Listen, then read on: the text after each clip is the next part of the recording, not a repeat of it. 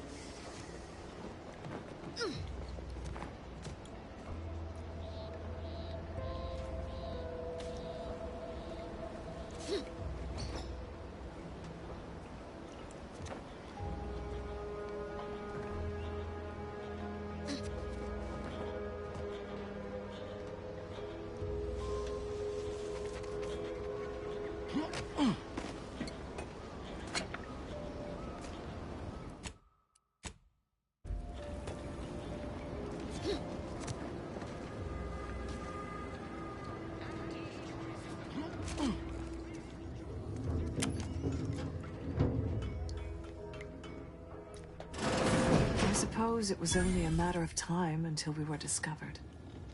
Though what an odd thing to die for. Apples.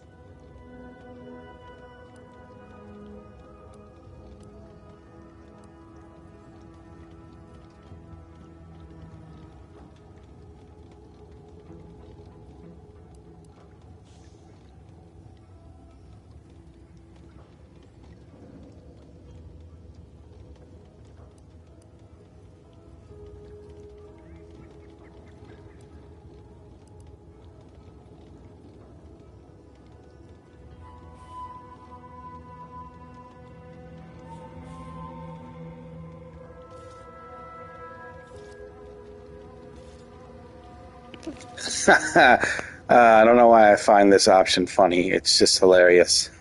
Die, Protectorate scum!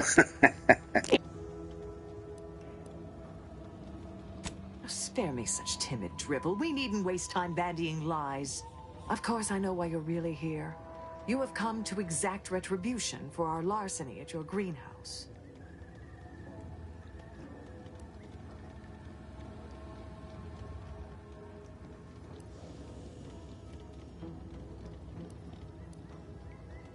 How coincidental. When we've finished here, your fellows will call your death the same. The greenhouse's stolen bounty offered a healthy alternative to gorging ourselves on that vending machine poison. Alas, I was spotted on one or two forays.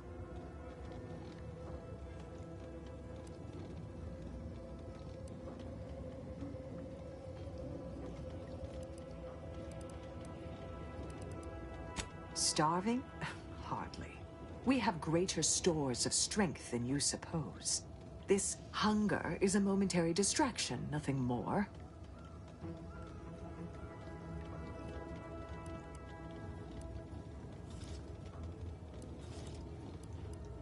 If you are conniving for some concession of weakness, you will be a long time waiting. Thought I saw you disappear in here. Oh. Seems I've stumbled into quite the shindig. You lot been hiding out in here all this time? Touch cramped, ain't it?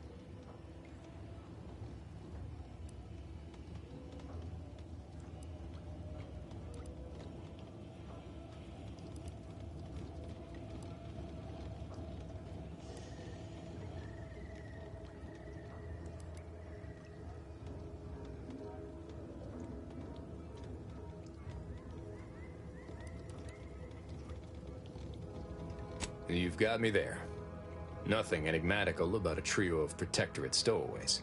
The more I listen to you invaders blathering, the more convinced I become of the need to rid our fair island of your wretched stupidity by any means necessary.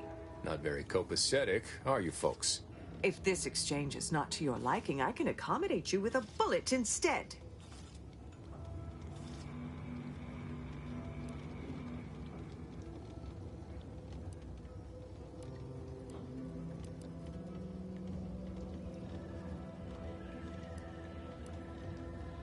Spare me your insults. They mean less than nothing coming from the mouth of a corporate pet.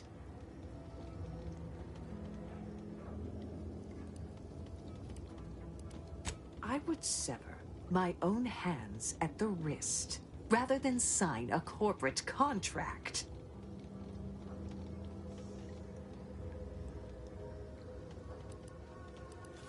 A generous offer. But we prefer to die in the service of the Sovereign.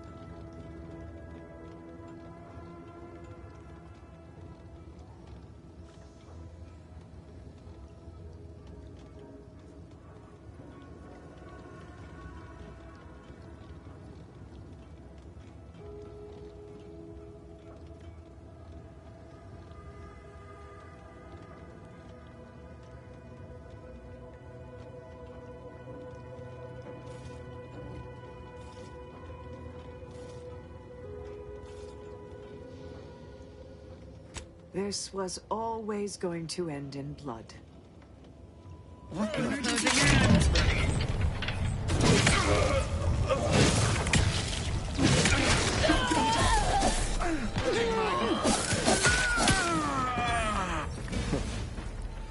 Guess I had this mystery all wrong. Small part of me was hoping... Nah, never mind. It's downright foolish.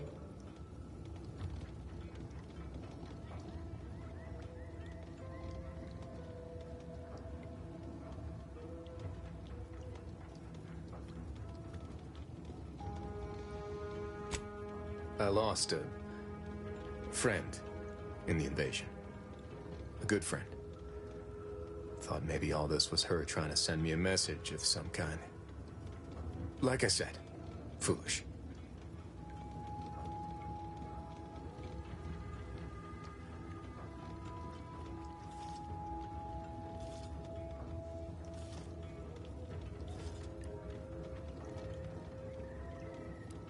She was. Yeah. Well, that feels good to say aloud, even if it hurts too. Romantic entanglements ain't exactly encouraged between troopers, especially in the same division.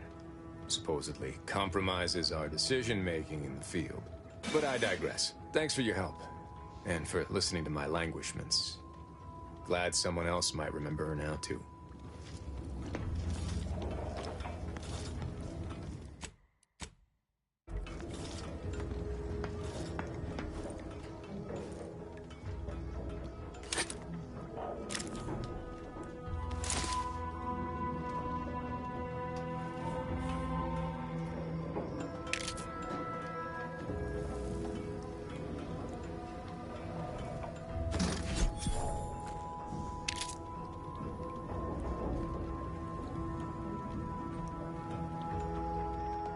Practically a detective now.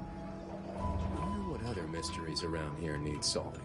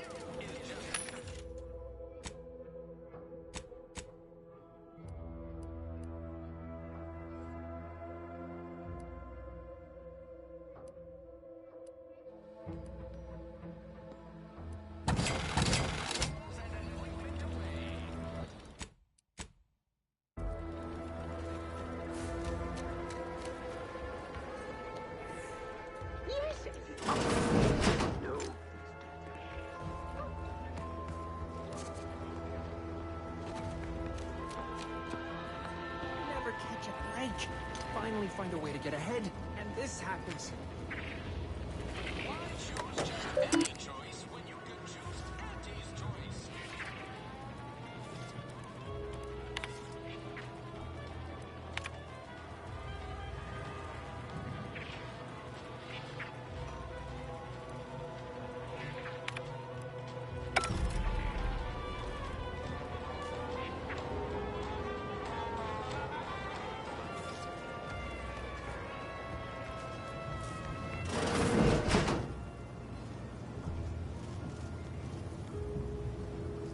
I must ask you to hold still. My liver ain't the lily kind. Tell it to me straight, Doc. The bullet shattered your tibia and all but demolished your gastrocnemius muscle. Due to the risk of infection, I have to abscise your leg. There is good news, however. I recently enrolled in a course on advanced amputation techniques, so I'll be seeing a positive return on my investment sooner than expected.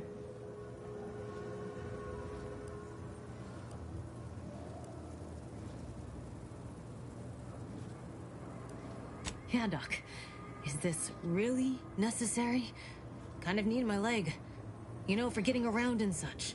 I don't have time to argue about this. I have other patients waiting. If you're disinclined to live, leave. Otherwise, we need to get you prepped for the procedure. Say, how sore are my pockets gonna be after all this, Doc? Don't suppose there's a discount for only taking a portion of the leg? I'm not running a charity. If you desire full treatment, you'll pay full cost. If that's a problem, seek compensation from your commanding officer.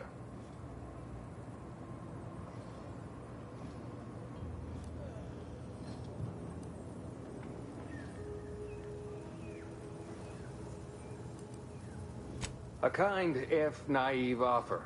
Unless you have thousands of bits to burn, any amount you could provide would be a drop in the tank at best. My services do not come cheaply. This is a mighty big decision, Doc.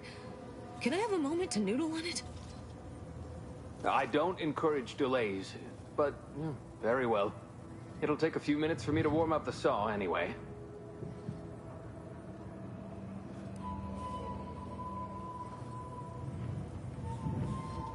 Sweet merciful law, as if I haven't enough to contend with than some would-be resurrectionist coming around.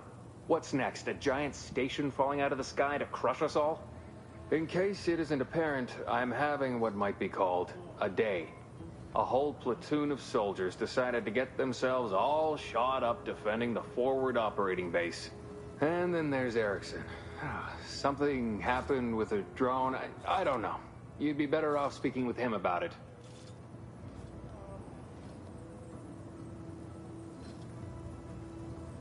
Short of you skipping back in time and ordering the coagulant I need, I doubt anything can be done to accelerate the timetable for treating these soldiers.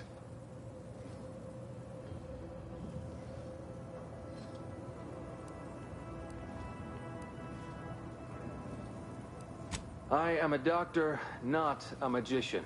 I cannot manufacture coagulant from the aether, neither do I possess the special training to improvise with what supplies I have on hand. Now, was there anything else?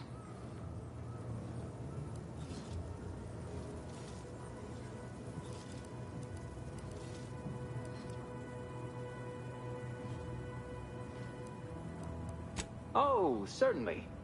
Right after I see to all these other patients who arrived before you.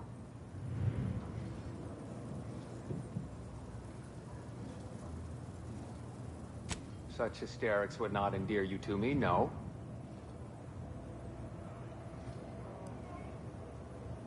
You'll be 80 by then, but I like the optimism.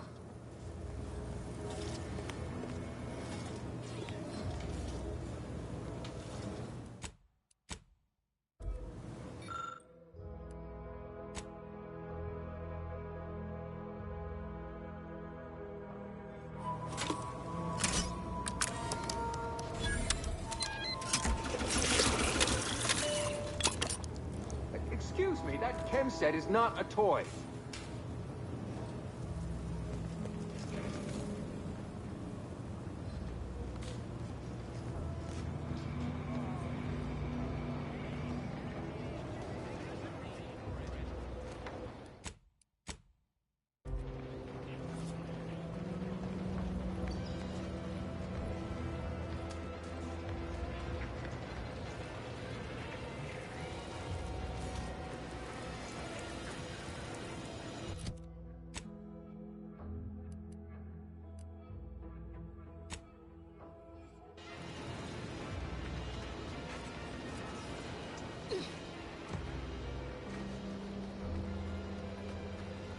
Protectorate folks must have been bored out of their skulls before we showed up.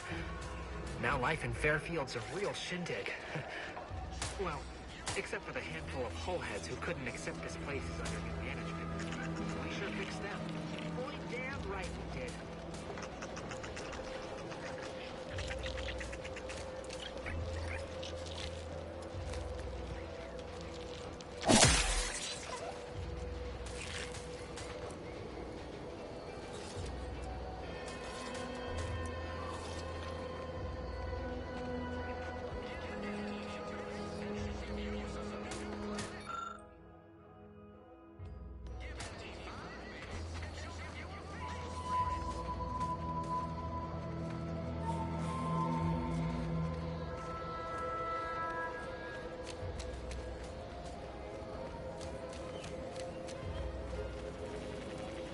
Gonna need a bigger storeroom for all these orders.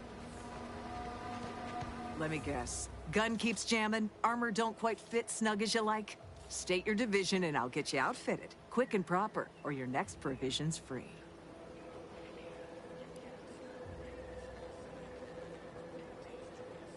We ought to find you a new war bonnet first off.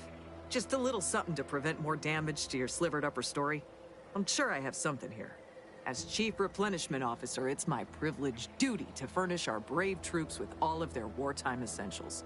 You could say I put the ration in liberation. Tell me what you need, and I'll do my ample best to supply you.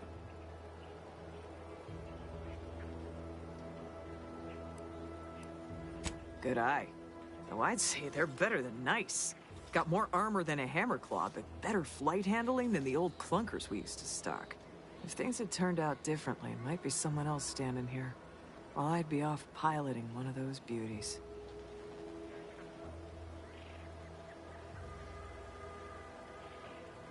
Don't have the aptitude for flight, apparently. But this role suits me fine. I like the upward mobility, in the metaphorical business sense, I mean.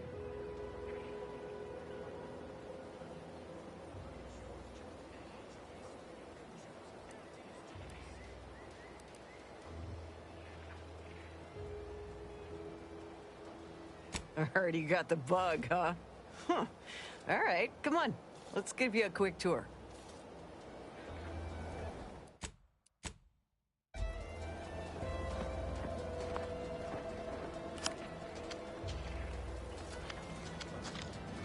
She's a beauty up close, ain't she? More cylinders than you can count powering her engines. She uses her shape to drop like a stone during landing. Counters headwinds pretty well, too. All day, just admiring. And over there, you see, the fuselage has been modified to endure the pressure of repeated entries, which is... oh, but listen to me blathering on. Tell me what you need, and I'll do my ample best to supply you.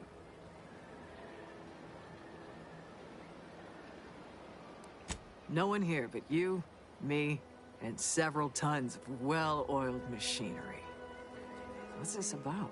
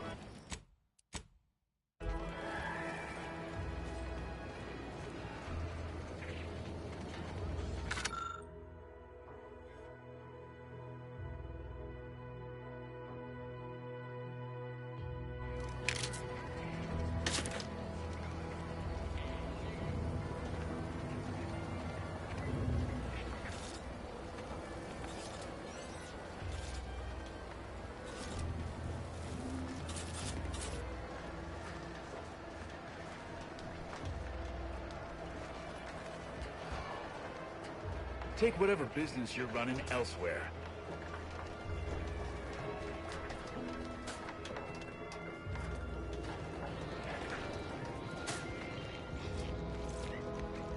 Eyes open when you pull the trigger. You can't shoot what you can't see. Now with 110% of your daily chemicals and preservatives.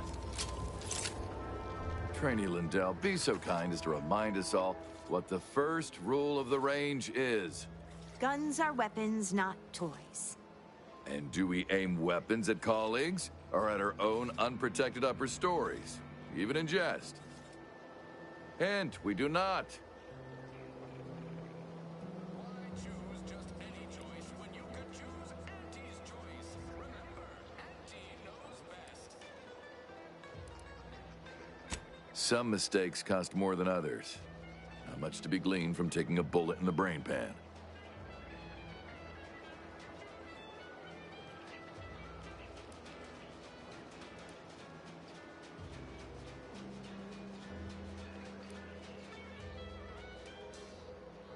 Auntie's choice is the proud maker of Spacer's Charm, Zero G Brew, and antibiotics. Everything you'll need to get through your day. The soldiers before you are former Protectorate subjects, mainly of the farming variety. No knowledge of combat. Scarce experience wielding anything deadlier than a wrench.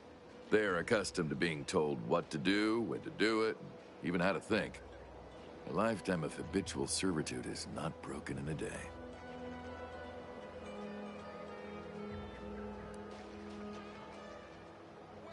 I'm only responsible for familiarizing them with the weapons they will come to rely on in future.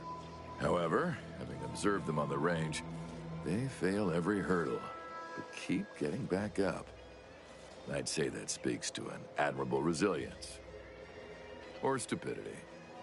Difficult to say which. I'm not one to idle in the path of a good faith effort to accelerate education. The faster we can get more soldiers in the field, the better. There's just one problem. I don't know you. So, respectfully, I must ask, what do you feel qualifies you to give instruction to my recruits?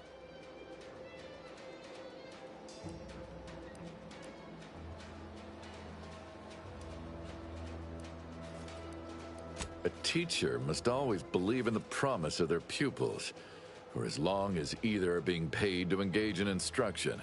Respectfully, I must decline your offer. Please excuse me. Lindell! You reload with the muzzle facing away from you. Away! New Glitz.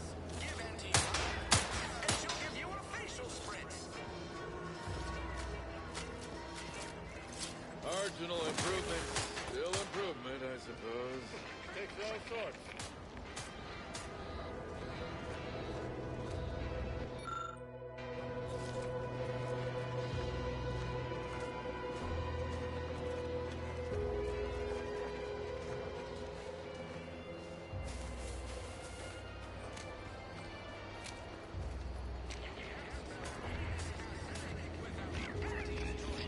Not everyone's cut out for life in an anti-encampment.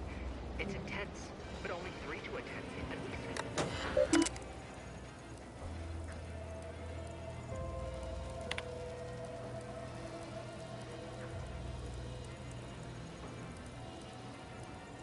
My commanding manager gave me great advice. If you got time to leave, you got time to clean the latrine. Moral of the story? Auntie's choice knows that a better Don't go into that cheap saloon if you got a lick of gumption. They got no tolerance for it. Why do you think I'm out here? Has nothing to do with my current and very temporary shortage of funds.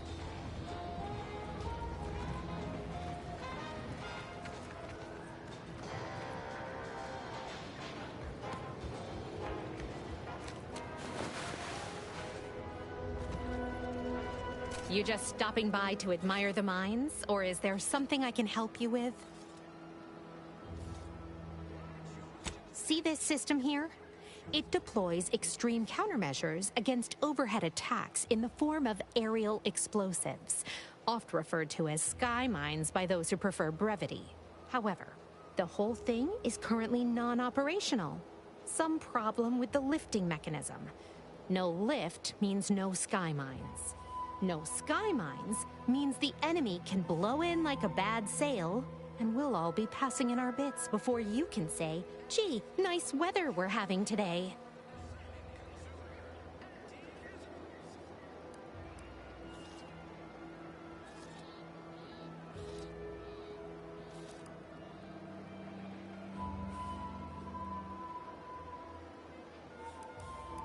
Truth is, maybe I could use some help. But if you mention this conversation to anyone, I will deny it ever took place. I'll be over there if you need me. Way over there. Should clear the blast radius at that distance.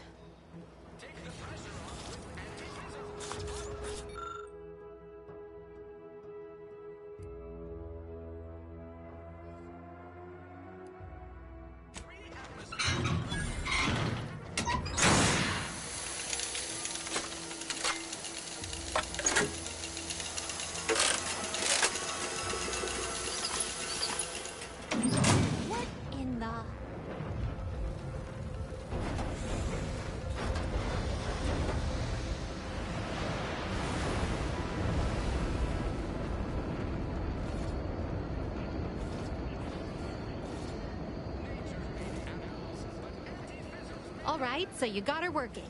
Bully for you. No, sorry, you're right. You did me, and all of Fairfield, a good turn here. Just thought I'd feel more relieved when the launcher was working again.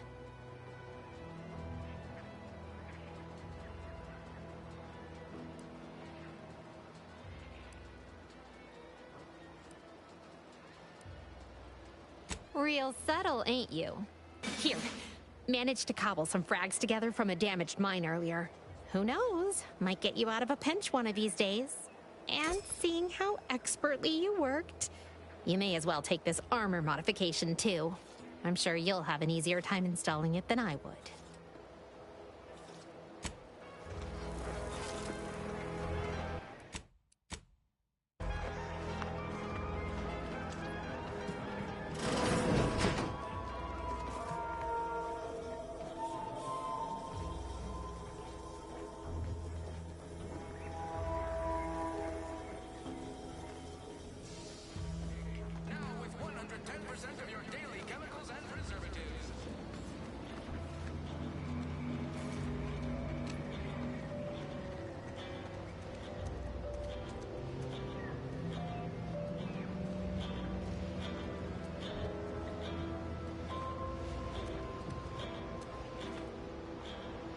People think I got ejected from the saloon because I'm 3 sheets to the wind.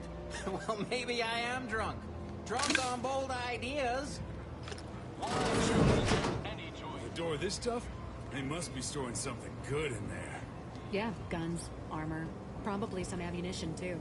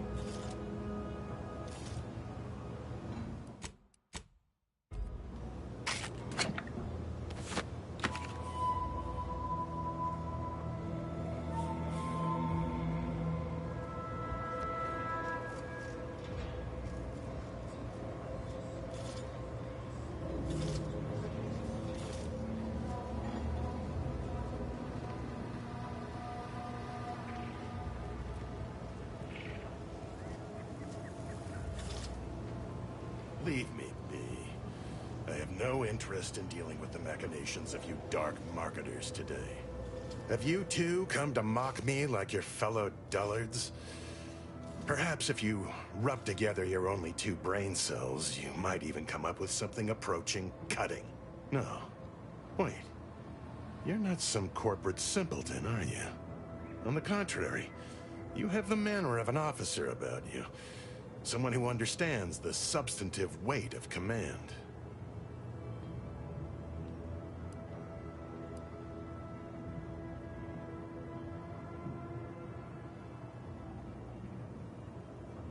From your tone, am I to suppose it didn't end well?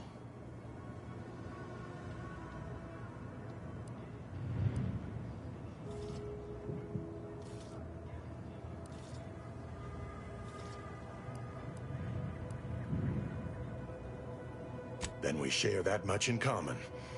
My last mission did not exactly go according to plan either, as my imprisonment no doubt suggests.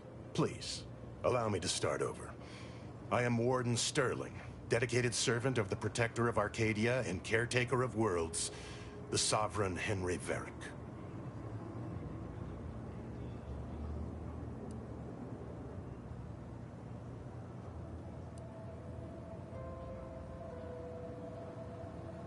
And if I did?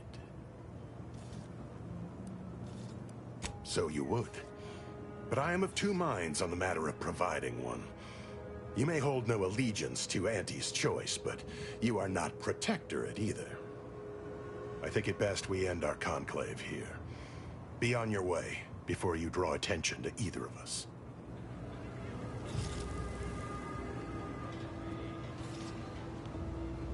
You're thinking too small, Murph. I'd put money on the Protectorate stashing treasure inside. A whole pool of bits enough to swim in. It's a constabulary, not a bank. And certainly not some kind of gold-filled swimming hole. Besides, these Protectorate lack imagination.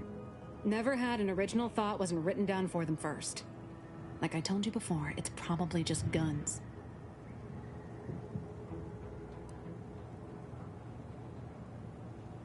I'd guess you're one such person. Up close and personal. You must be someone who doesn't mind getting a little blood on themselves. Might be our new friends also the sort who can get through impenetrable doors. How's that strike you? We've tried everything short of skipping a ship through that door to get inside. Though, come to think of it, maybe that's not such a bad idea.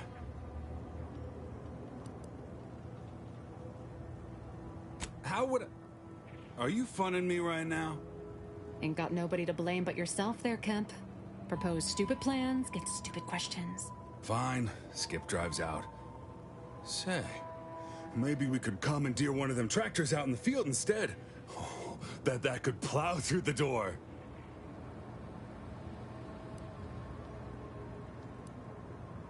Blowtorch. Hand crank. Electric saw. Oh, and there was that attempt with the automech. Wonder if they ever got it wonking again.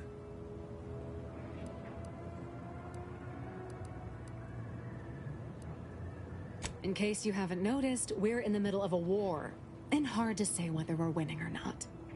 Better question is why no one else is treating this like a top priority.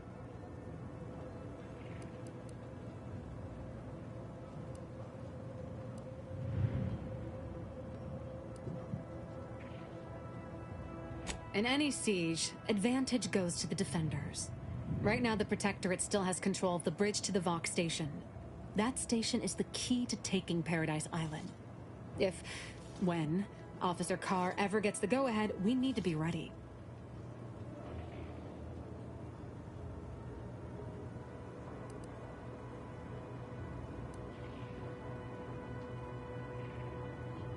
Right. With all our new trainees, we've got the numbers. But bodies won't mean diddly without the weapons and equipment hopefully inside that armory. If there are any weapons at all, I still say it's treasure. This is Eden after all. You've made your case, Kemp. I'm more interested in hearing the opinion of our new friend here. What do you suppose is in there?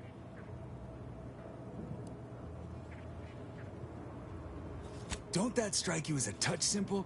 And anyway, why would the Protectorate lock up everything they'd need to fight back? Unless they were trying to keep it from an invading force.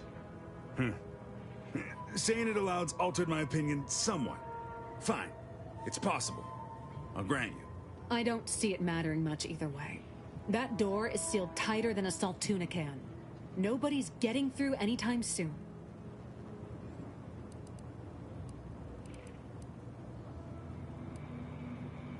You sound like you've got something percolating.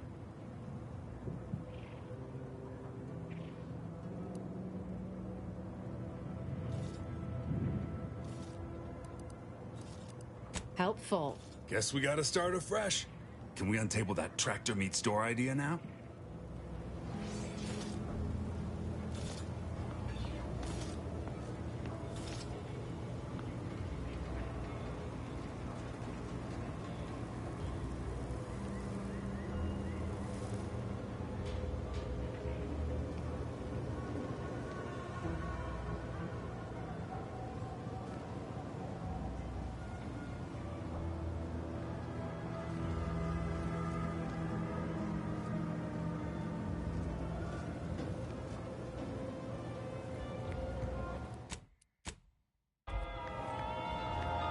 Fresh blood in the talent pool around here with these Protectorate defectors. Not sure how I feel about that, except that I hate it. Never been the type to sit behind a desk all day. What, when I could stand behind a bar?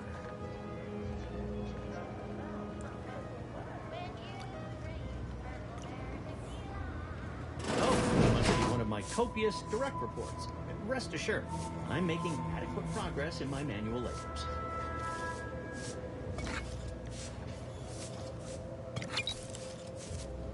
Time for another performance review already. Apologies, I'm still applying the required elbow grease to scour these surfaces, just like a novice facility sanitizer should.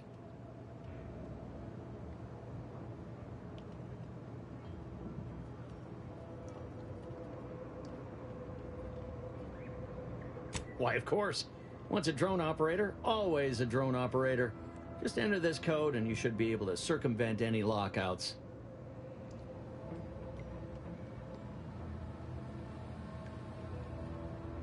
Thank you for making me feel like a vital cog in the system again. Well, now I better get back to cleaning. The only good employee is a useful one after all.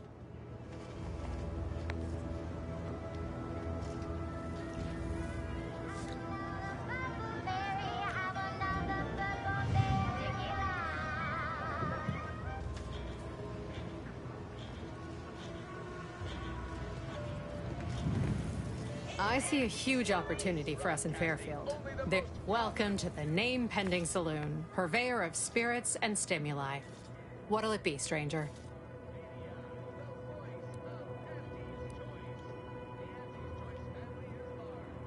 That is an ensuing step on my 19-point business plan.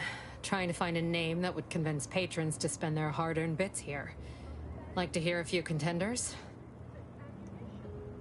At present, my top favorites are 1. The Drunken Haggler, 2. Accessories, 3. Absinthe-Minded, 4. The Fair Shake. Now tell me, which would make you spend your hard-earned bits here? Well, that's what we'll call it then. I'll tell future business partners we did extensive outside testing. I can now check off step 18 of my business plan.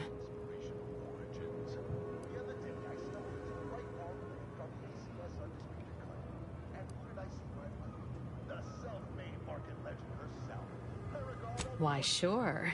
You'd be surprised how much loose talk and idle speculation occurs around here. What, between the Protectorate defectors, finally able to speak their minds, and all our off-duty Antes employees carping about work and the war? Any particular topic you have in mind?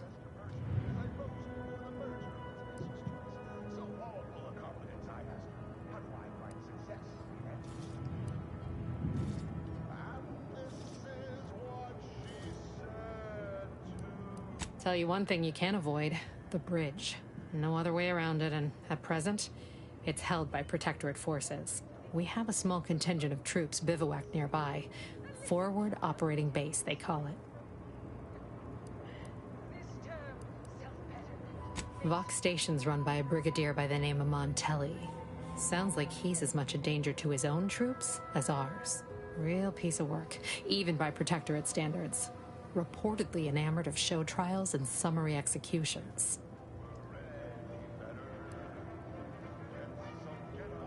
Hell, Minister Milverstreet's blessed with the gift of gab. Swear he could sell bypass shunts to a Raptidon. Ain't one of them falsely magniloquent types, though. Sincere fella. Shares command of Fairfield with Acquisitions Officer Carr. She's blunt and murderous. Two traits Auntie's Choice highly prizes in a commander of corporate forces. To say they have differing approaches to leadership is like saying, gee, suns are hot, whilst being incinerated in a solar eruption. You're asking me for the particulars of a high-level corporate acquisition. Like, an in-depth accounting of the various parties who vied for control and who won out in the end? They merged. Rebranded. Auntie Cleo seems in charge now. Dunno. Do my best to steer clear of corporate intrigue. My pleasure. Got anything for me in return?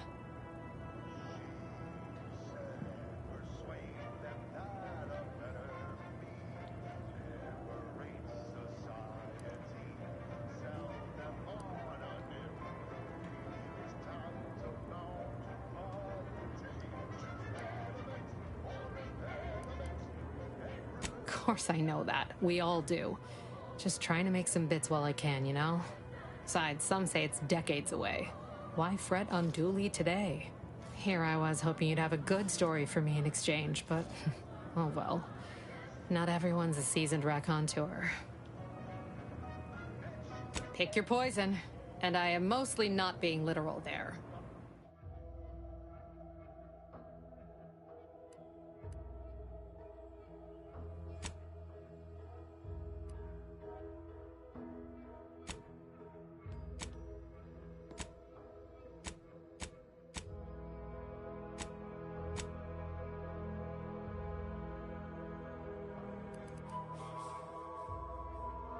If all else fails, kill the bastards. Their flesh.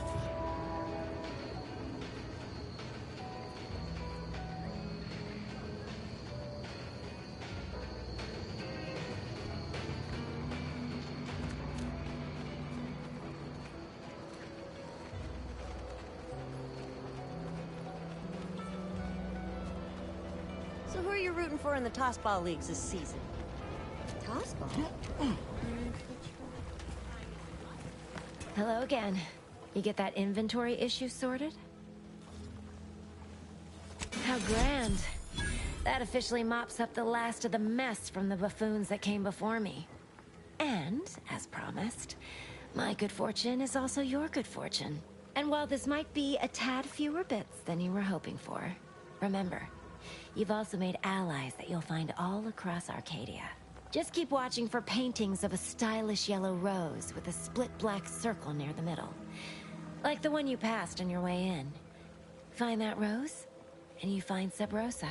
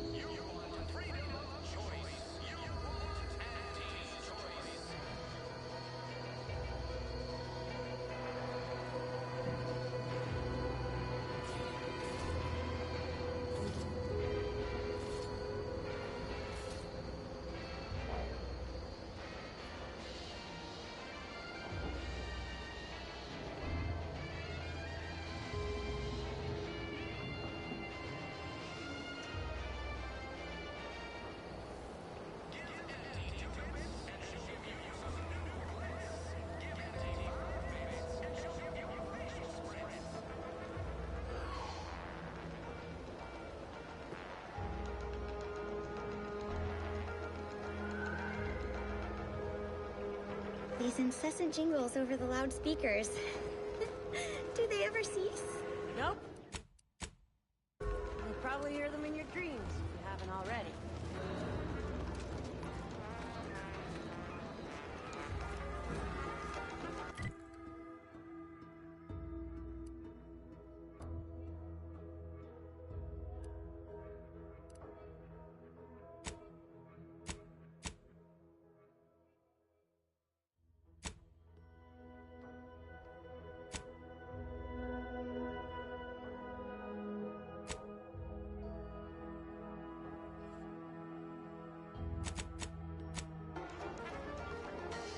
You can't spell heinous aesthetic without Auntie's choice.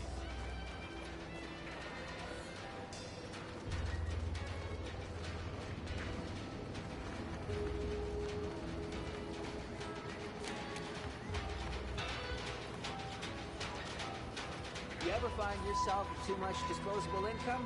I got plenty of ideas on how to dispose of it. Might I have a word, Commander? Auntie's choice knows. I know I've been pushing to find DeVries, so this might seem a bit of a left turn. But void it. I'm just gonna ask. Got an old friend here on the island. The doctor who patched me up after Horizon Point. Ex-Protectorate, a good man. Tracked him to Westport a short time ago, but never got up the nerve to visit.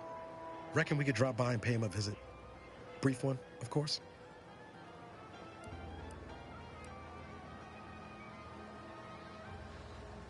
Not sure he'd still consider me such, but that's part and parcel of the reason I want to see him. I had some bad years on my own. Now with you here being part of a team, this might sound a mite soppy, but I feel like I could be a proper agent again.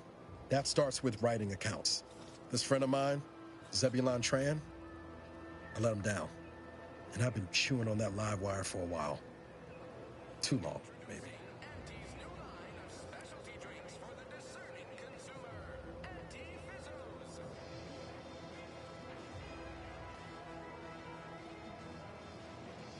Fizzos. Much as I might love to jaw about that special interest of mine, this business with Zeb's gotta come first.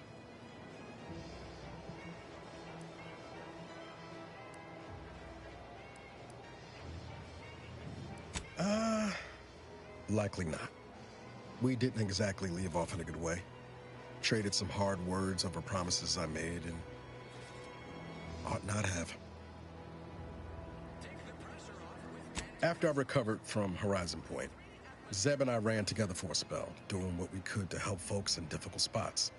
Fighting Protectorate tyranny in small ways. Too small for Zeb, as it turned out. He was unhappy before I showed up, and after, well, I had my orders. I was to stay low. Couldn't let the Protectorate catch wind of an Earth Directorate agent in its midst. But Zeb, he kept pushing to take more extreme action. Nature made apples, but Auntie Fizzos made them better with Auntie Cleo's patented mud apple cider. Wasn't like I didn't want to take things farther. Hit the Protectorate where it hurt. But I still had my cover to think of too. I couldn't risk disrupting the mission. I'd feel better about that commendation if things hadn't turned out as they did. We worked hard, but the Protectorate's Arbiters and Sentinels worked harder. Often than not, our help only made targets of the folks whose lives we were trying to improve. Didn't matter what we did. Arcadia was still caught under the Protectorate's boot.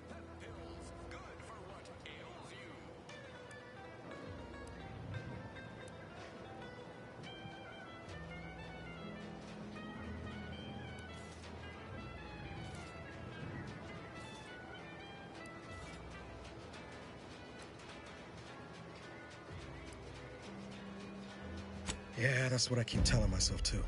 Anyway, things weren't good. Zeb and I couldn't find the rhythm we had before. We were arguing every day. Eventually, cutting ties just seemed for the best. Clean like. Only later I learned Zeb hadn't given up the struggle like I assumed he would. He got to stay in mental refreshment for his trouble. That's the last I heard of him, till recent.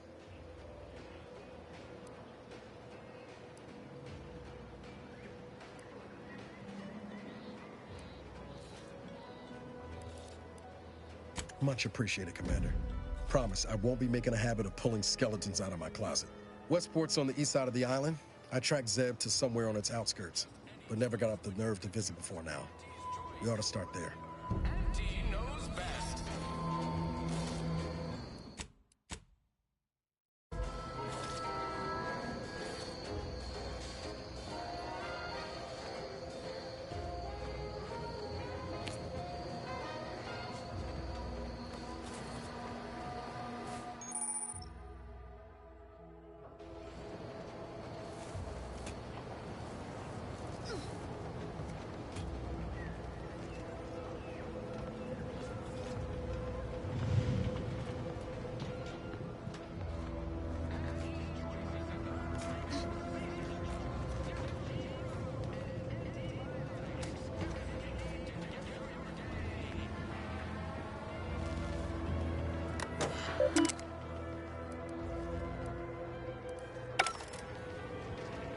Something I can help you with?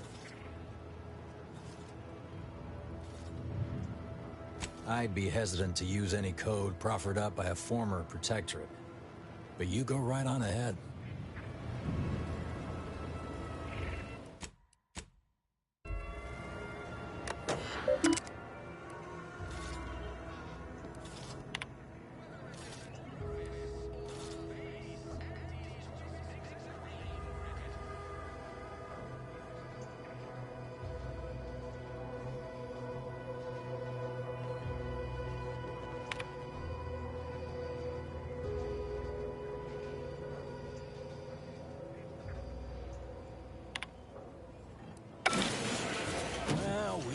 Look at him go. Kara's gonna be pleased having them added to the arsenal. Drones launched, and no one dead. I'd say this calls for a celebratory smoke.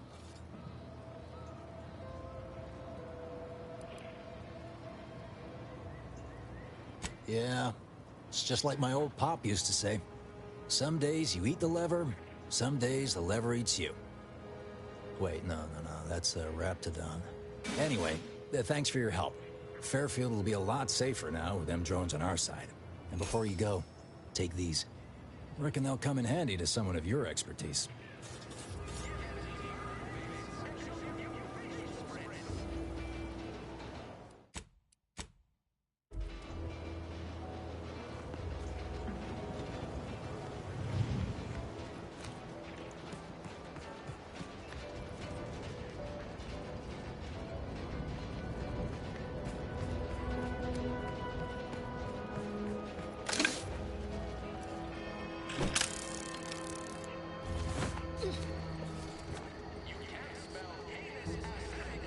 Maybe focus on self-bettering yourself.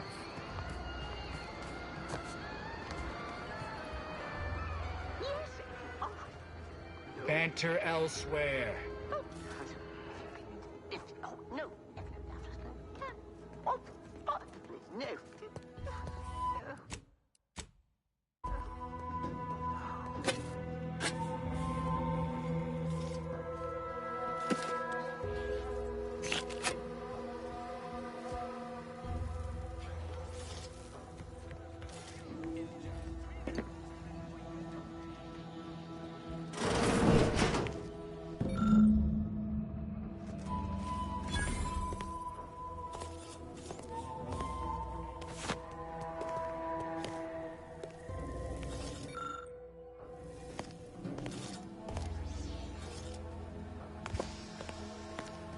Yes.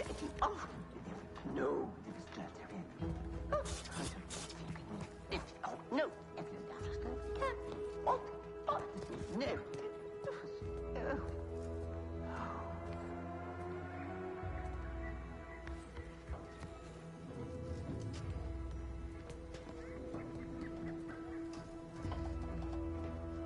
Yes. Oh. No. Oh, no. No.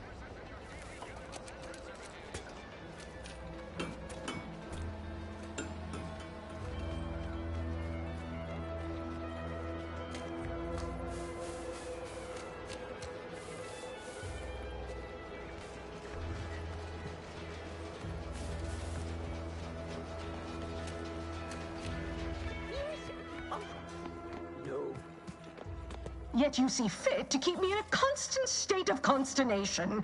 With each unauthorized act, you jeopardize our hold of Fairfield. Yes, but you must understand, the Protectorate citizenry is a hair's breadth from defection.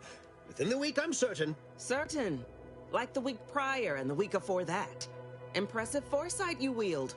Should apply to join the Order of the Ascendant. It would be difficult enough to convert the stubborn populace without your soldiers' constant, ill-advised forays. Enough!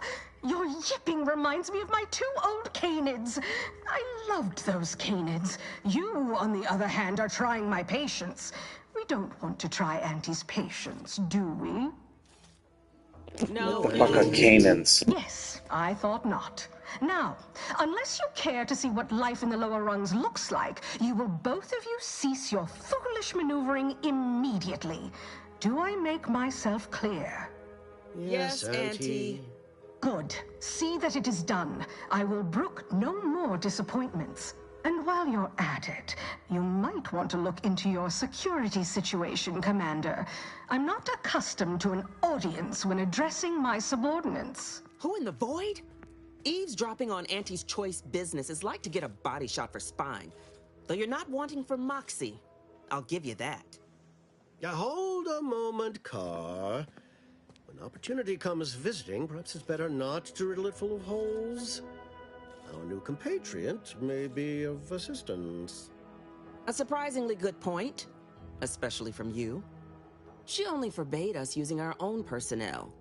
Be a whole other matter were a stranger to happen to aid one of us.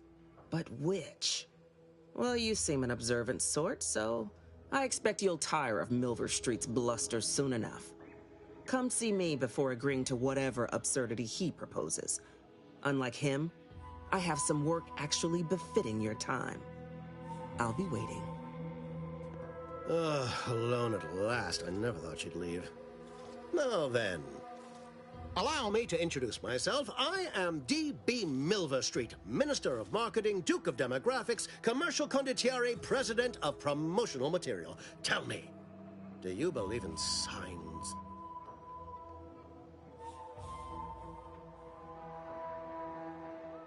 Not quite what I meant, but I like your contempt for boundaries. I could put your adventurous spirit to good use. I do not believe in signs. I believe in opportunities. Right now, at this moment, you and I have an opportunity to save countless lives. But I'm hardly the type to beg and ask for nothing in return. Tell me, what do you desire of this island?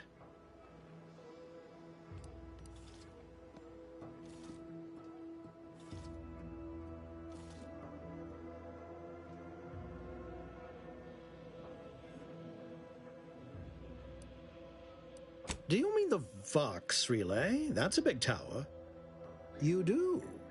Well, listen carefully. If you help me with what I want, I can get you into the Vox. Or all the socks you need. Better yet, helping me shall result in our saving dozens, no, hundreds of lives. Your conscience shall be renewed.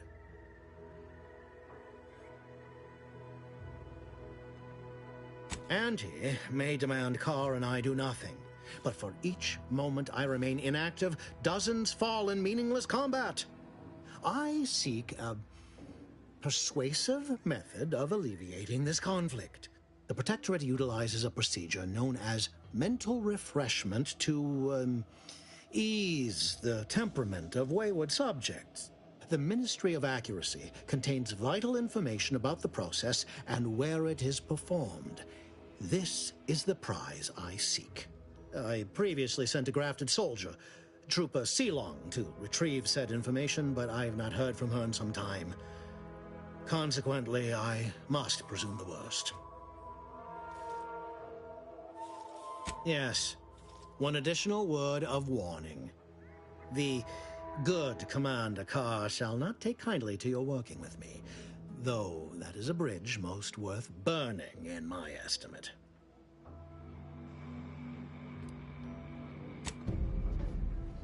Watch out for that Auntie Cleo. I know she don't look it, but she's more dangerous than she seems. You're here early. I expected you'd be on the receiving end of Milver Street's bluster until close to the end of time. Happy that ain't the case, as I can make use of you. I'm Officer Babylon Carr, head of aggressive acquisitions and persons elimination on Paradise Island. Let no one say I can't be official when circumstances merit. Now, not to say I question the presence of a wayward sightseer in the midst of a war-torn waste, but it might be safer for us both if I knew your purpose.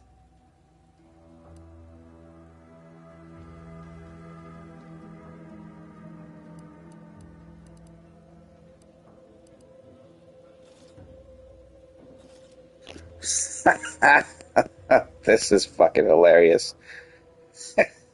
Shooting you, get ready to die. Oh, that's funny. The Vox, eh? Bent on bloody self-destruction? I could just have my troops dispatch you, save you the effort. Although if you were keen on continuing to draw breath, perhaps you and I could broker a deal. There are Protectorate vitals need bled. You could do the bleeding.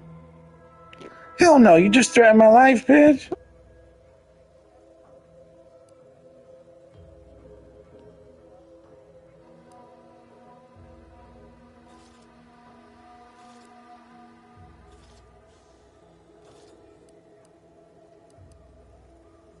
I haven't broken an idealist over my knee in ages. Open your ears wide, friend, for this is a whetstone well scoured. Efficiency saves human lives. Engage a detachment in open combat. Expect dozens dead on both sides. Kill their commander beforehand, and their soldiers will rout without a shot fired. Such is war. Milver Street, for all his book learning, doesn't seem capable of understanding such. I hope you're a sharper sort than he, willing to do what must be done. I want the Protectorate war effort exsanguinated. You want into the Vox Relay. You help me, I help you.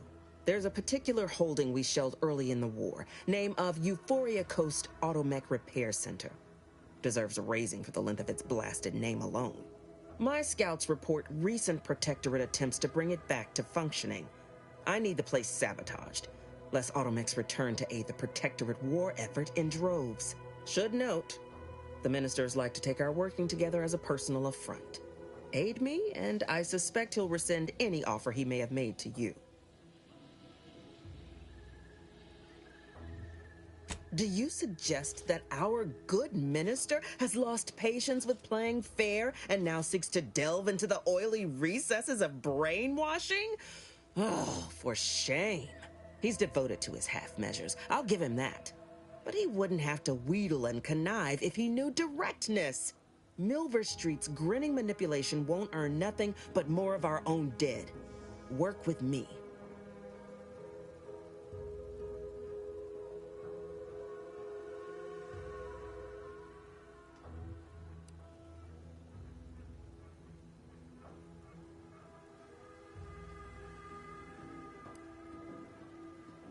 Could be direct.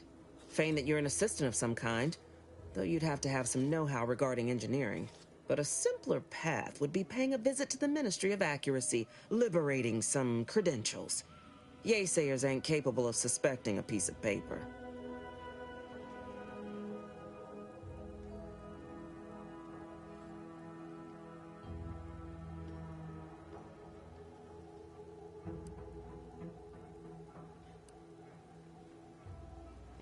I'll go with her this time. Competence recognizes competence. Get into that facility and make certain it won't ever function again.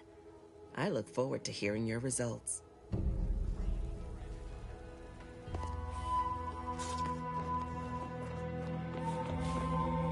You approach openly, despite your new standing as a minion of Commander Babylon Carr.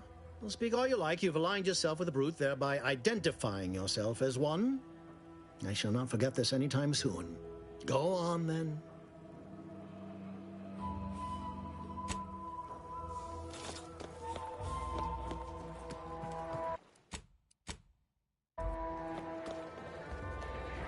Commander, There is a 98.7% chance that hunting Agent DeVries will require greater amounts of ammunition than you currently possess. Ammunition can be purchased at vending machines or crafted at a workbench using materials like this collection of scrap metal and powder. I can also help you craft items in a pinch when we're out together. Most won't even explode on you.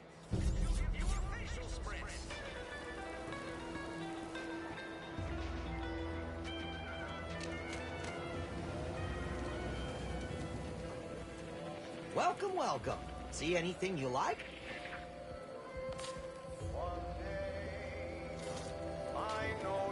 Well, if it isn't a new face in Fairfield. What I meant to say is that we now have the new improved Purple Berry Crunch. Now with 10% more flavor. Or was it crunch?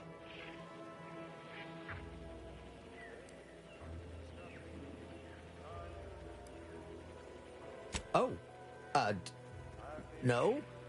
Wait, is it customary to hand out prizes to newcomers? Apologies for the blunder. Anyway, let's try this again. Welcome to More Perfect Goods, a proud Auntie's Choice franchise. How can I improve your day? I've been working the store going on a few weeks now. Got promoted shortly after Auntie's Choice liberated Fairfield. Still finding my stride with all the marketing suavities, as you witnessed. Advertising's been a right struggle to get a hold of, much to my chagrin.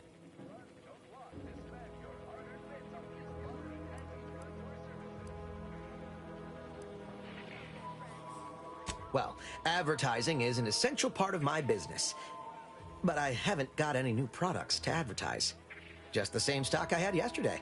And the day before that. According to the guide, in situations such as this, I'm to consult my marketing department for new copy. Except I don't have one of those either.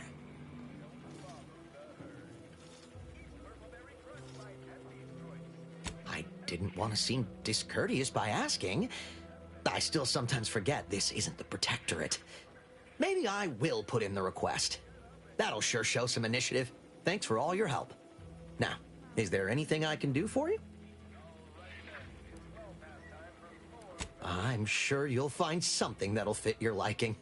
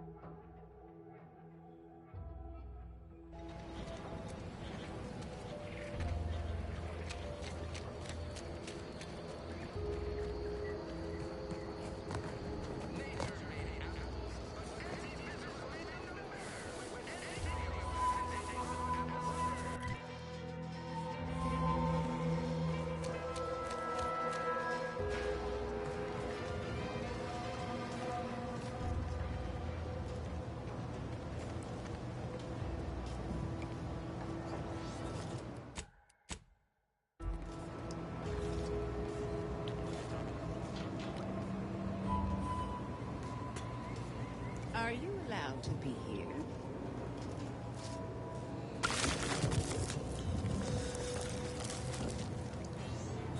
Would pulverizing them suffice? No, I couldn't liquefy them. Apply heat and congeal them into kibble no beast could resist. Oh, Ethel, darling, you're a genius.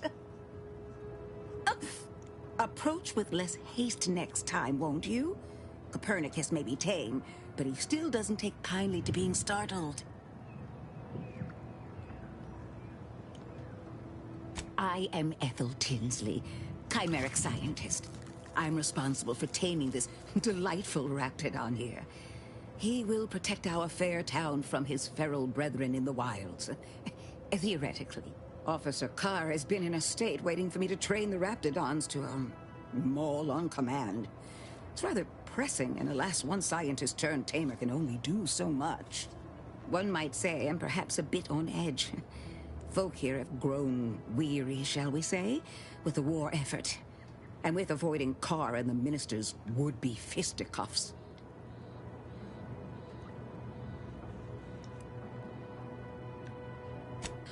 If you too have spotted the chasm between them, I fear the Protectorate have already pinpointed the way with which to exploit it.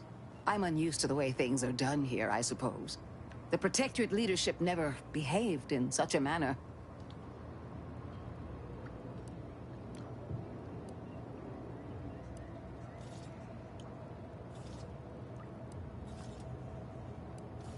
The fact is that those two never got along particularly well, even under the best of circumstances. One wishes to woo Protectorate subjects to our ranks.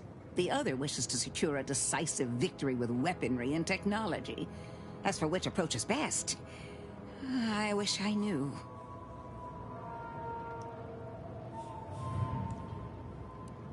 Then her hands will be tied no longer. I suppose I can find relief in that. Some may think it too cruel to use Officer Carr's methods to strike the enemy while they are down. But I have come to believe there may only be one way to truly defeat an enemy such as the Protectorate. She believes this as well. Very well. I ought to focus more on my work than on social tensions anyhow. I work directly with Officer Carr and her soldiers to ensure they're outfitted with the best Raptidon counterparts Paradise Island can provide. In theory, they'll be trusted to guard our most precious assets, including our leadership. For now, they deter encroachment from wild Raptidons. It's most agreeable.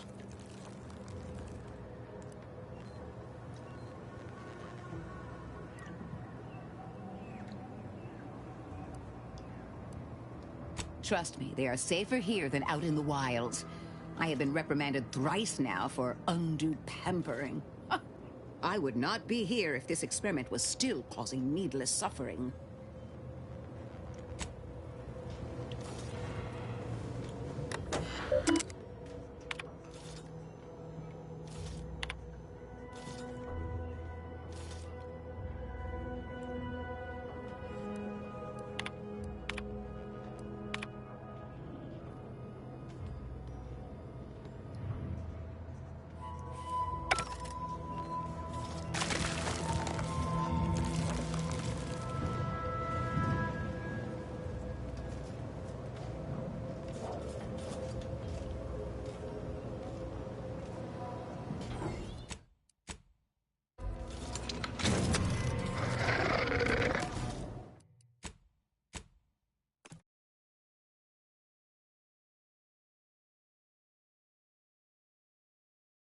Frickin' Raptidon.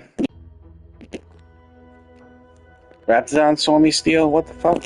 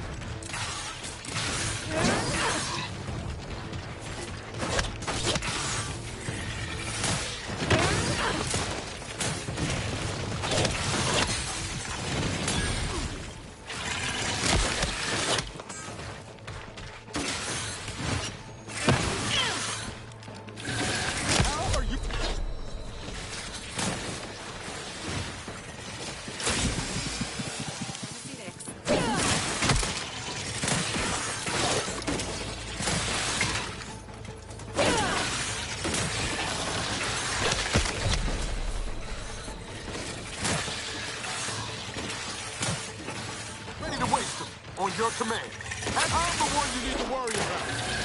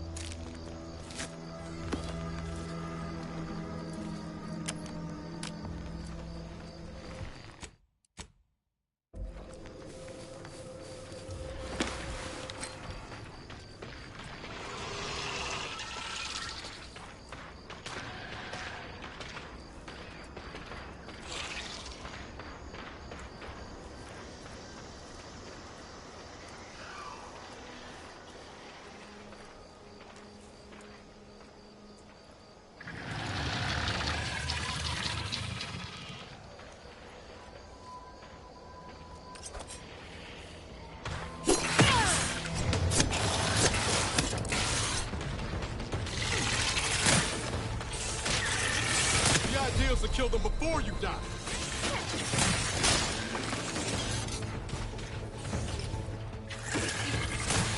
Health benefits available at your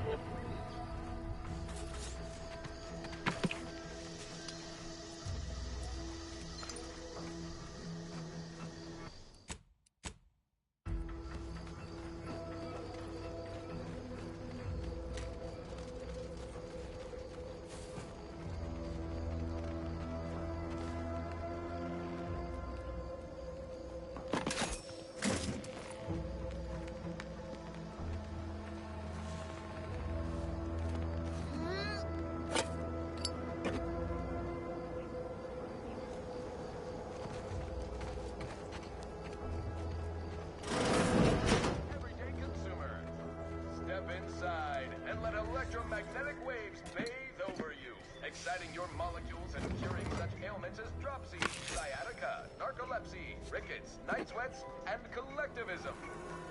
Not recommended for longer than 1 second at a time. Not responsible for temporary or permanent damage to eyes, teeth, skin, or... Perhaps if I subjected it to a large amount of N-rays, then hit it with the hammer.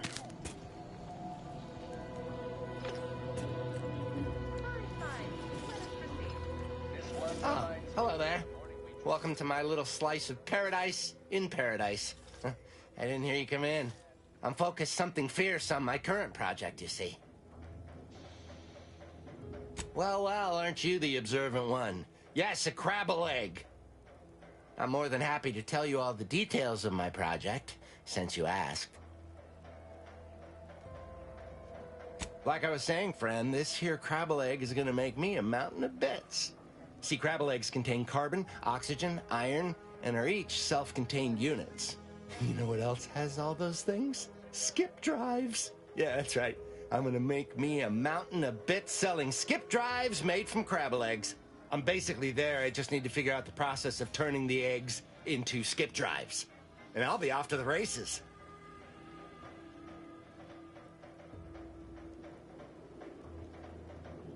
Why, yes. I am a genius, aren't I? Huh. I can't expect most people I meet to be able to keep up with my towering intellect. It is? Fascinating. Did you see any unusual behavior? Any changes in crabble familial dynamics? Or the emergence of any new evolutionary traits? Oh, yes. Crabbles are fascinating. So much nuance and personality. You can tell how they're feeling just by listening to how they clack their shells.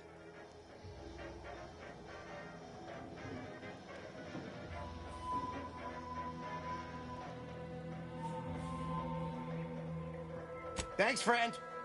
Now, back to my experiment.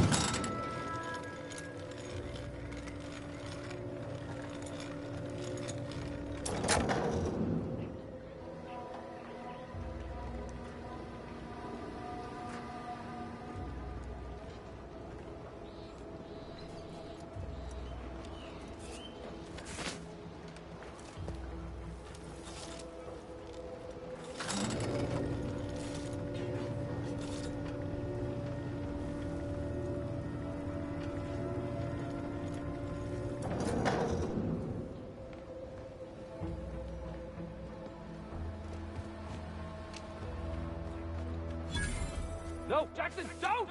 Don't fret. With these boots, I can fly! Help! Are you breathing? Say something! Oh, law. I can't believe he jumped that way. Sir, I know this isn't the time, but are they gonna put us to the gallows for this? What? No. That ain't how we operate in Auntie's Choice, Liza. We might be looking at a pretty fierce demotion for losing half our workforce and getting stuck up here, though. Demotion to fertilizer? No. Now cease your jawing. This ain't the time. Hey, you! You down there! Would you mind checking on our fellow? Might he have survived the fall?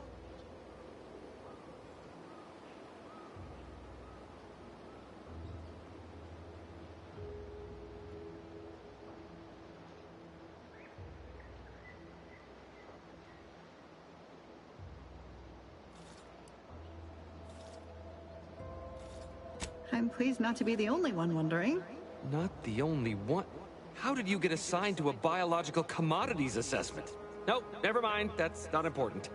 Stranger, friend, would you perchance be willing to help us? We've been stuck atop this machine since Ida, one of our new Protectorate acquisitions, had her gray matter scrambled by the height, jumped down, and landed right in its gears.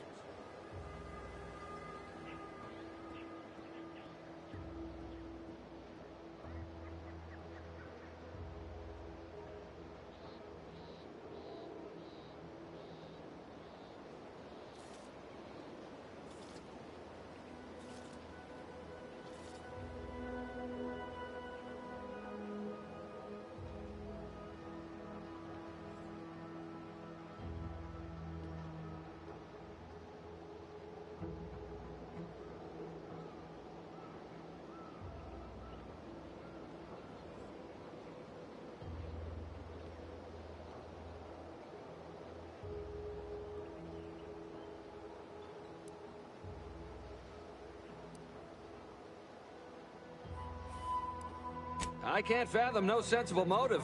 She joined us shortly after Auntie liberated her with the freedom of meritocracy, and she seemed happy enough.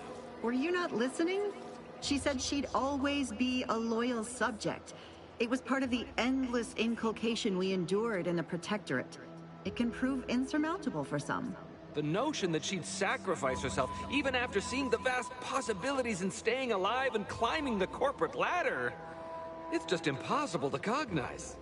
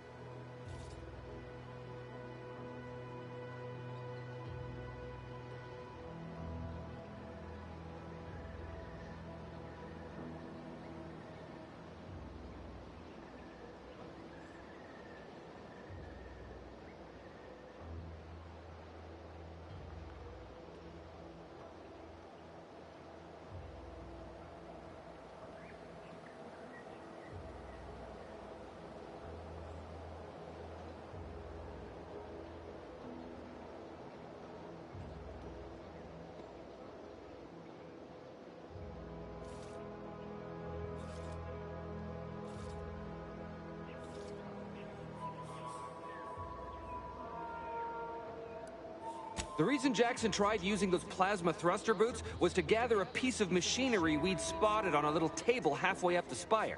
It's a drive overloader. If we install it, we can push the platform's arm hard enough to...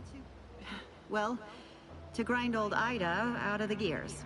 Though the power of that overloader will deluge the system and, well, overload the drive and burn it out all permanent-like. But desperate times and all that. So if you were to use them boots to bound up the spire and deliver the overloader to us, we'd avoid the tragic fate of our 2 former cohorts.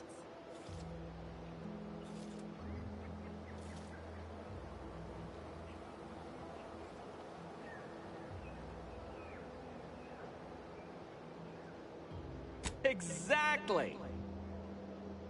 Oh, thank the Sovereign... thank you, stranger. We are eagerly anticipating a long life utterly absent of starvation.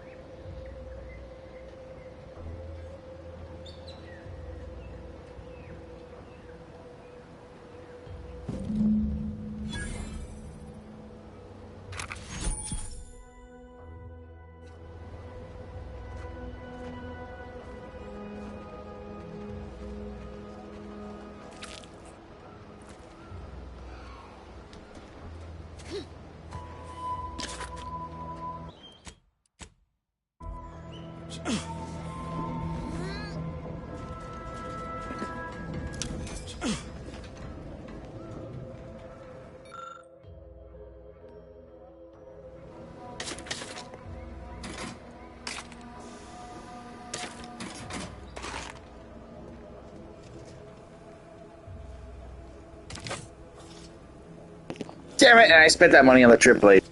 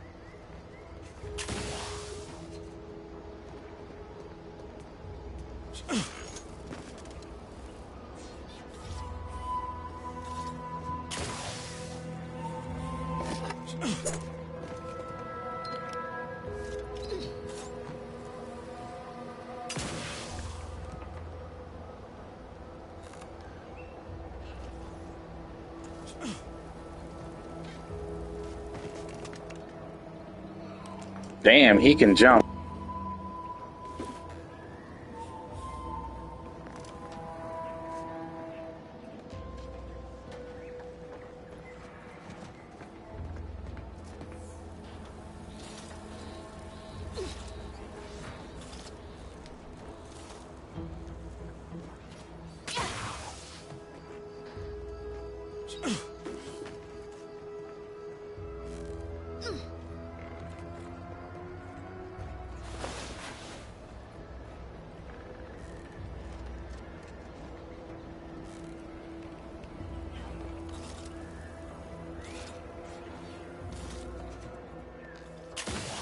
Oh, you're by our crop of Brachythecium rutanulum.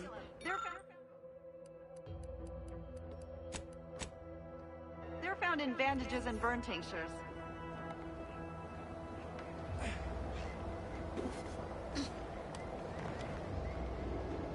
If you don't have that drive overloader, ascending may be a waste.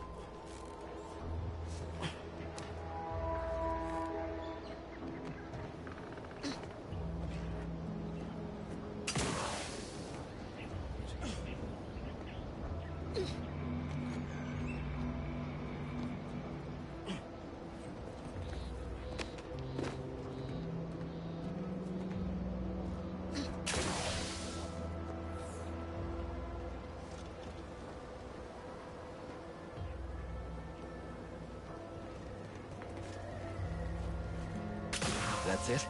It was that easy? That was some impressive climbing. Poor Jackson could have learned a thing or two from you. Starting with the right direction to jump, I suppose. Wonderful. Get us down, and I'll happily compensate you in accordance with standard Auntie's Choice urgently improvised extortive standards. To the bottom rung, this is Wireless Free Arcadia.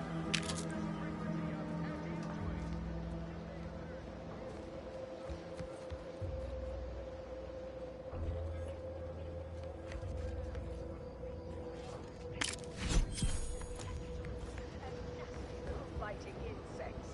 What does nature know? Auntie knows best.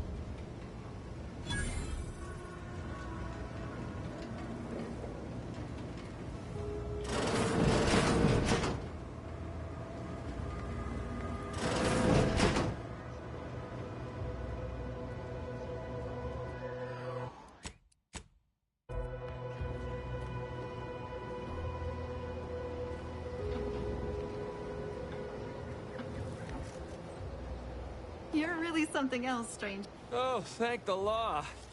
I never thought of myself as a vertiginous sort, but being trapped 100 meters in the air will make you reconsider. I mirror that sentiment, to be certain. In fact, Auntie will have to pay me triple if heights are to be involved. And isn't it grand to be in a system that allows me that freedom?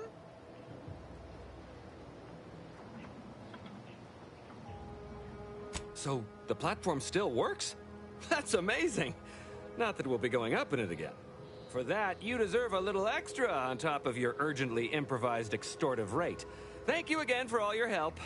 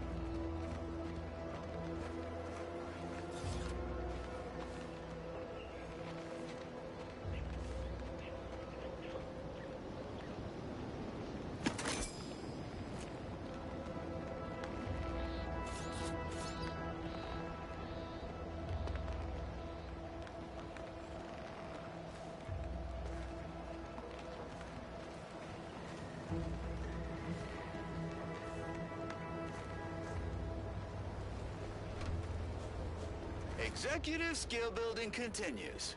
Well, at least for me. Can't speak for my inept colleagues. Today's task, leverage teamwork and leadership to navigate a risky landscape blindfolded. Which you apparently interpreted as just shout at everyone. It's called delegating. At least I participated, Cobb. I told you. I got a bad scrumpox flare-up. Of course, I served as leader of this activity.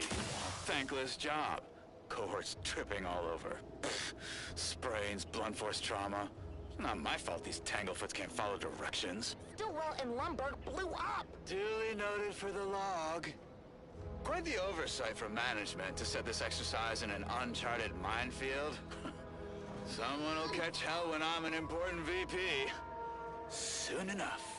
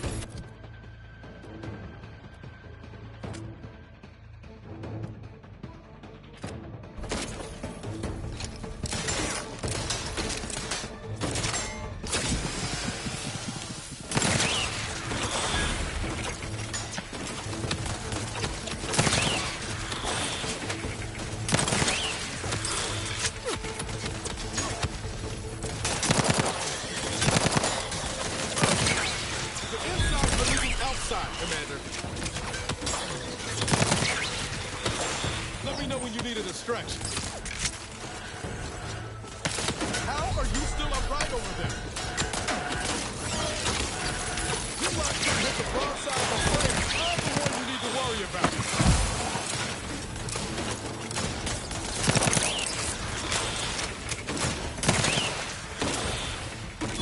Emergency protocols ready.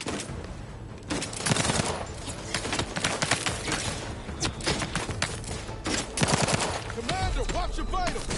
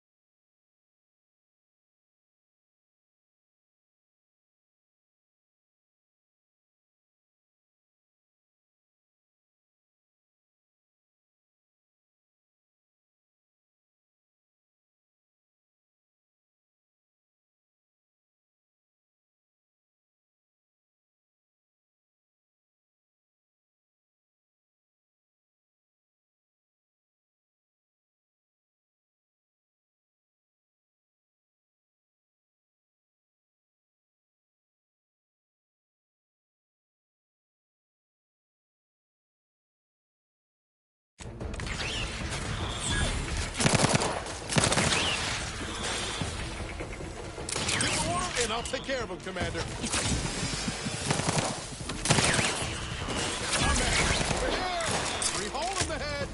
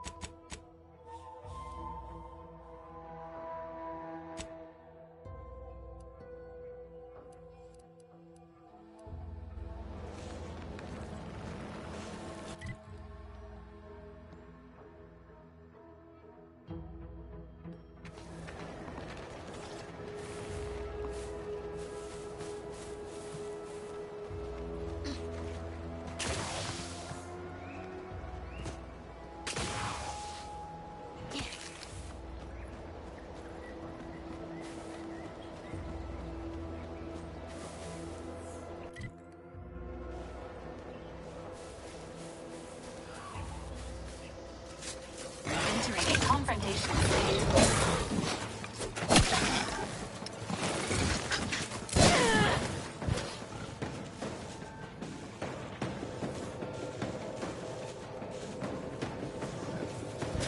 Emergency protocol syringes primed. Shotguns cocked to...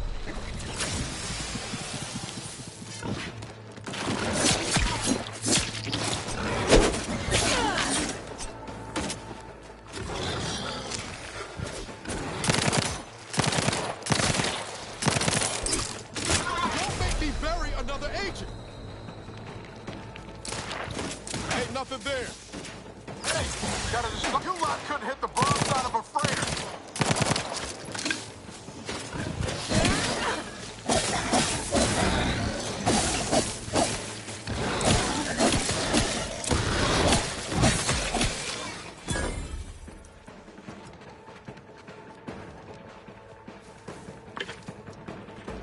Standing by with life support.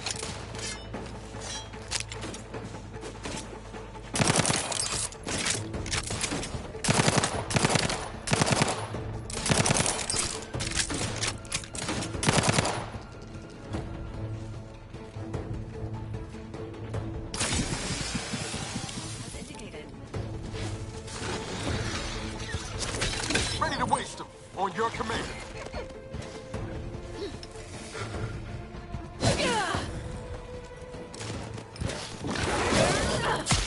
Look at a few.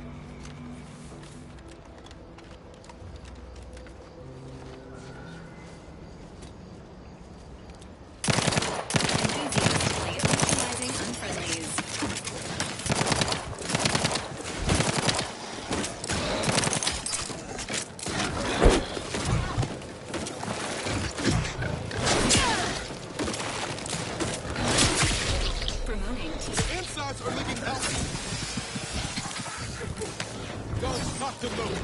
Just give the signal.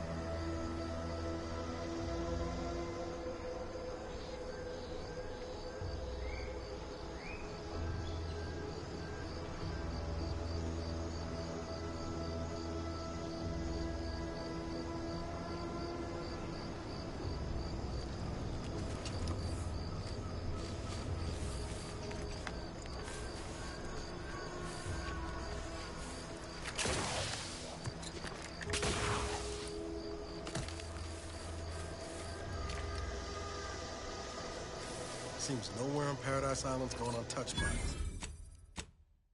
this war.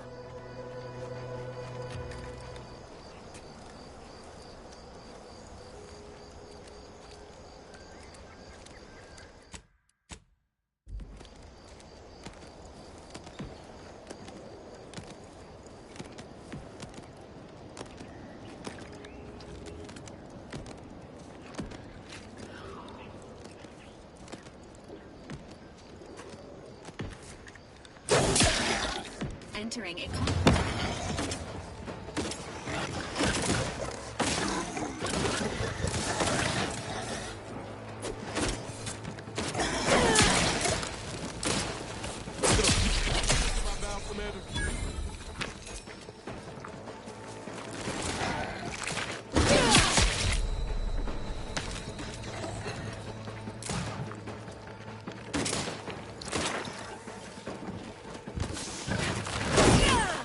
standing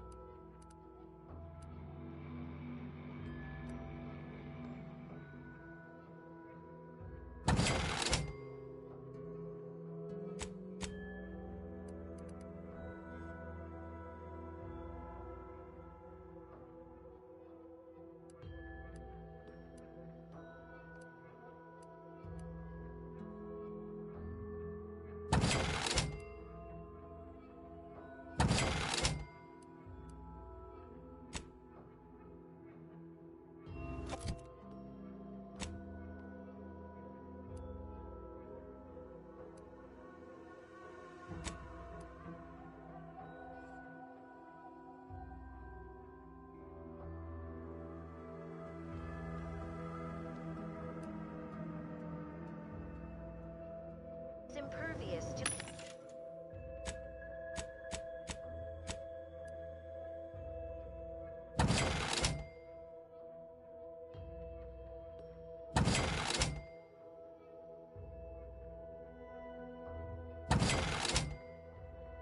Painfully and bullet-riddled. Stand by for further reassuring content. Another beauteous melody granted by the grace of the Sovereign.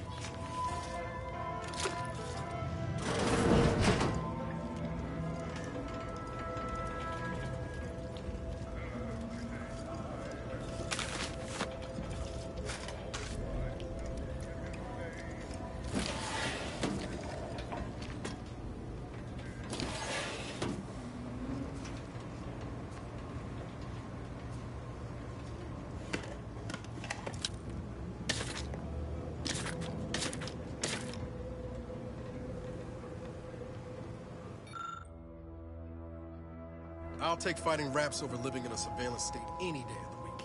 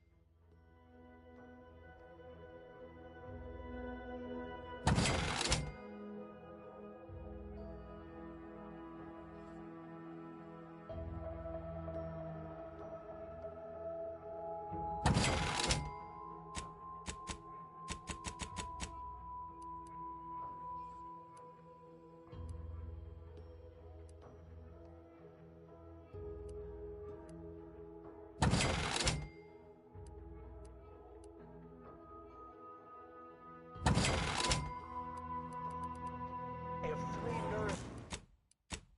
nourishable meals a day, seek instant sustenance with Prestige Porcelain.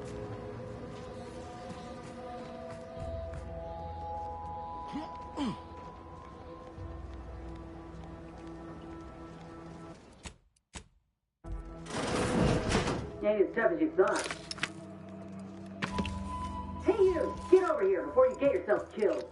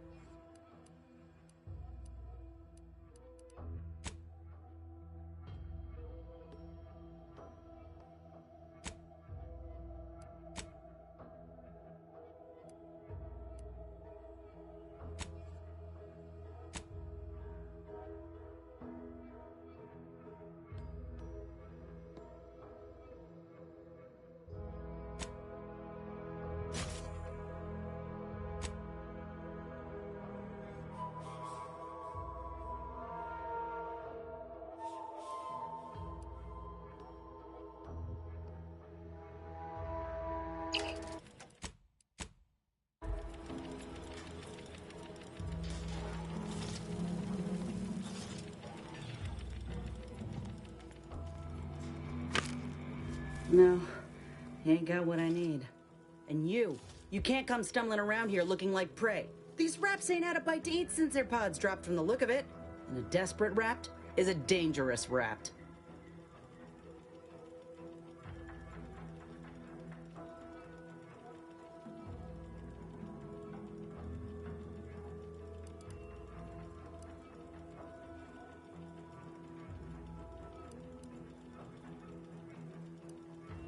If the occasion calls for it, but I fancy myself something of a biologist. Or, at least I used to. Me and Raptidons, we're well acquainted. I know their patterns, behaviors, attacks. Know what gives them an edge around folk who ain't in possession of that knowledge. Which is why I gotta ask, what are you doing here? Oh, that's a high-profile target. Huh. If she entrusted that to you, then I reckon we're on the same side. Or something like it. I'm Inez Silung, Auntie's choice. Former combat medic in the Enhanced Soldier Division. Now, menial troubleshooter. Minister Milver Street of Fairfield sent me here to retrieve some information.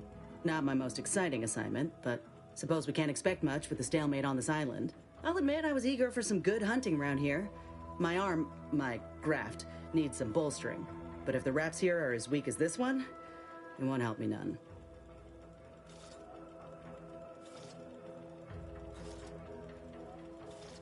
If you had, you'd know.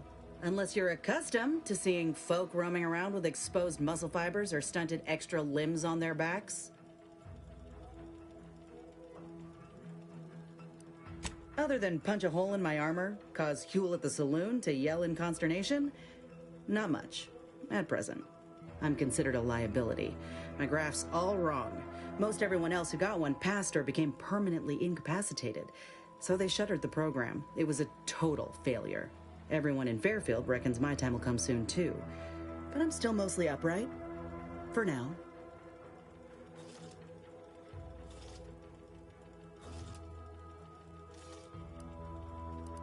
I just know I can do more for Auntie and for the war. It's just this damn contract. Unless I can amend it so I might fix my graft, proving myself ain't happening anytime soon. Weren't many of us grafted soldiers to begin with. To think I'm one of the lucky ones.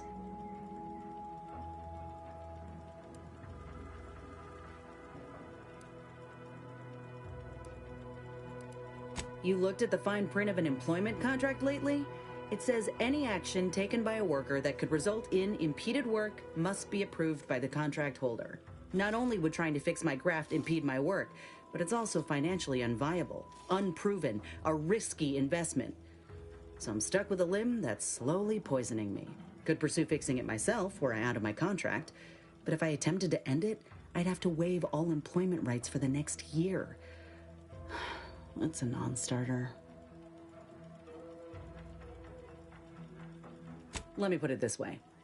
If I was already on the bottom rung, this knocks me clean off and buries me in sand. But I started from nothing before. I could do it again. Maybe.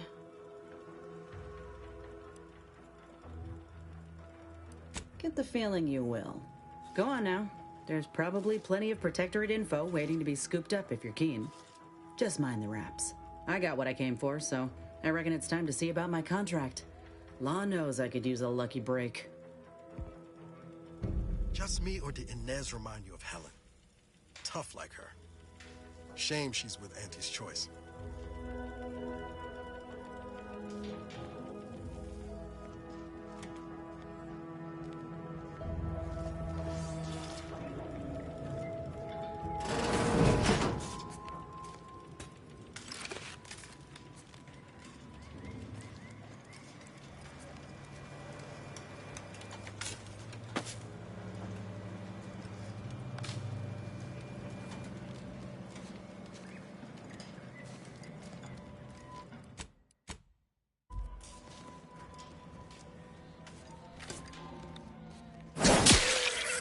Engage.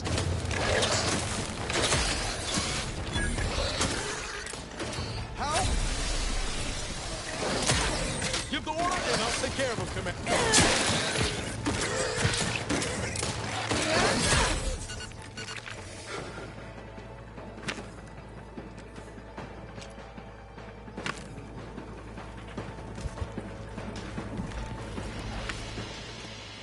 Engaging combat protocols.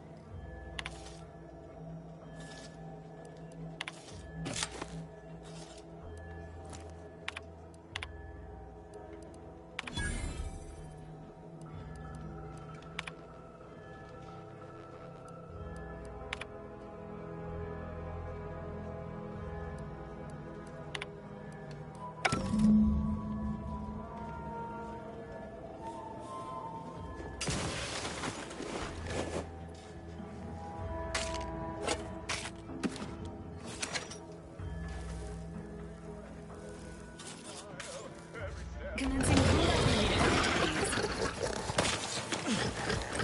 You lot couldn't hit the broadside of a freighter, and I'm at it.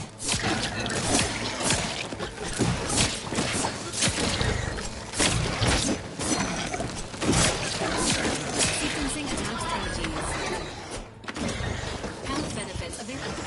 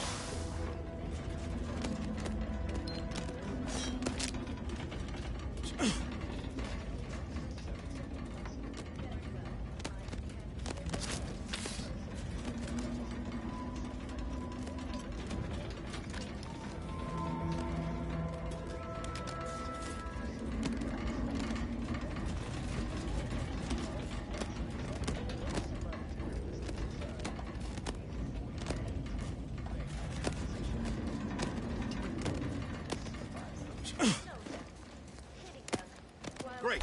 First they're in the walls, now the ceilings. Confronting... Status. Susceptible to danger.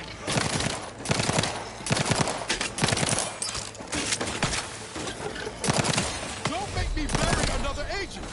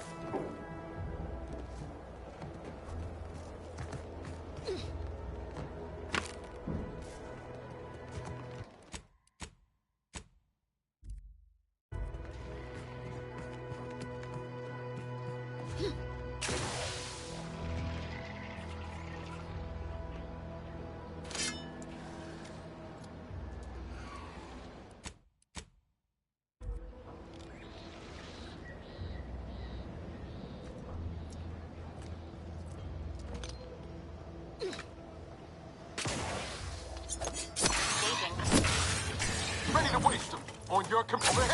I'm the one you.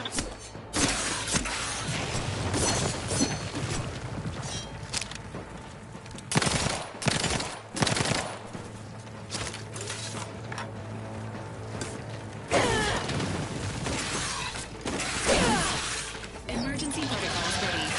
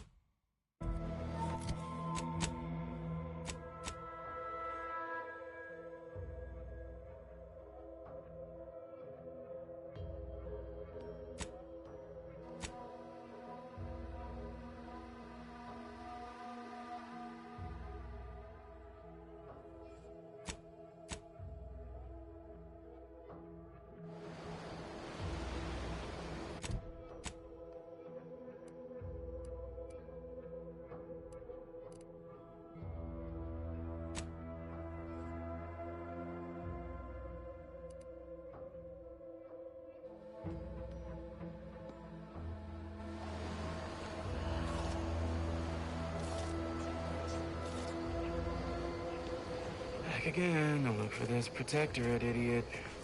Don't know why we bother. Sure as shooting, he's gone. If you're that new salesperson, don't bother. Whoever was here packed up and left.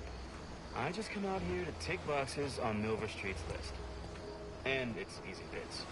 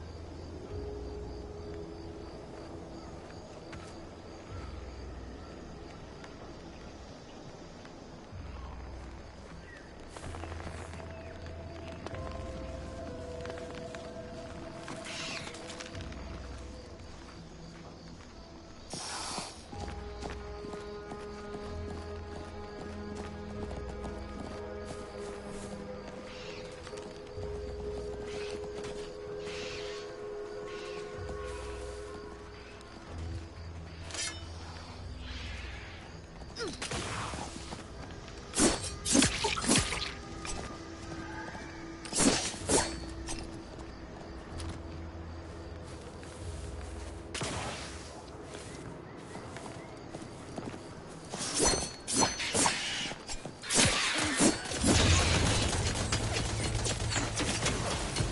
idea is to kill them before you die.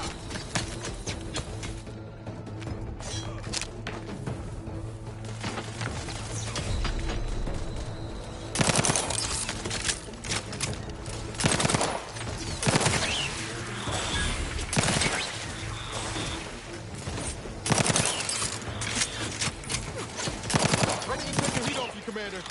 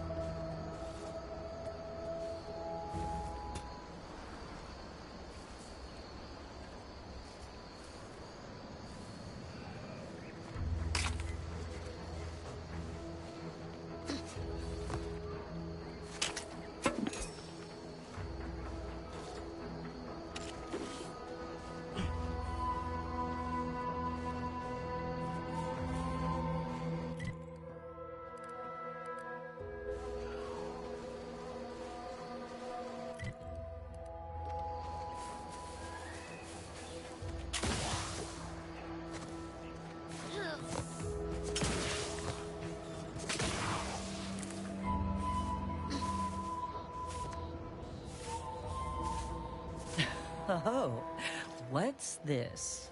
Non-protectorate personnel just sauntering up onto my porch, free as they please.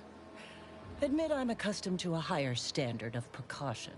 State your purpose, outsider, or exit yon way you came. Ah, I see you've discovered some of my misappropriated materials. Careful labeling proves prudent and useful yet again. Here, for your effort. A full set of Science Adventures Quarterly was stolen from me and sold to various unknown parties across the island. Since you've already proven adept at their repossession, I would put it to you to locate the rest. In exchange, I will provide you with rarities and bits. Ah, quite right. In fact, delightful. I am pleased you are on the case, as it were.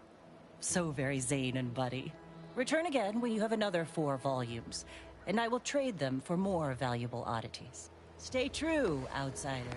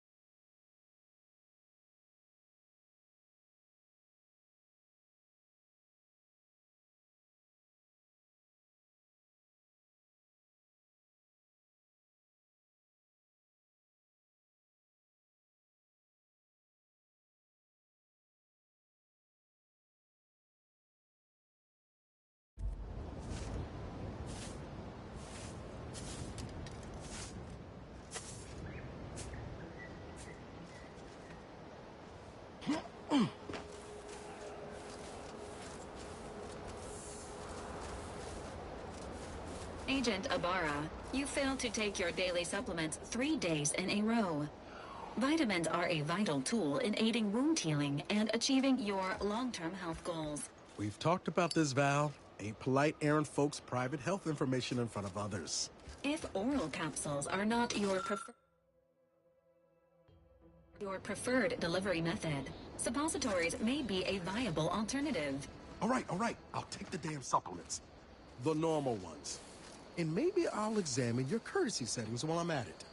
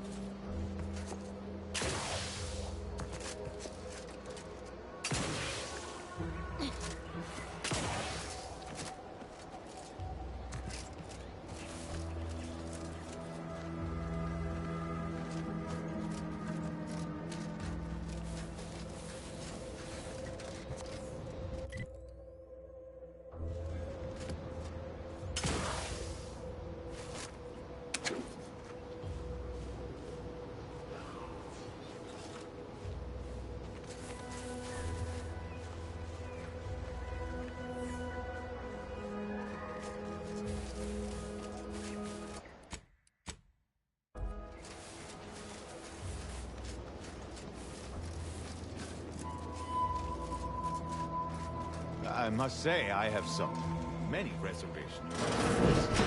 The Protectorate has always provided for us. For what reason would we forsake such a stable and safe way of life? Because, friend...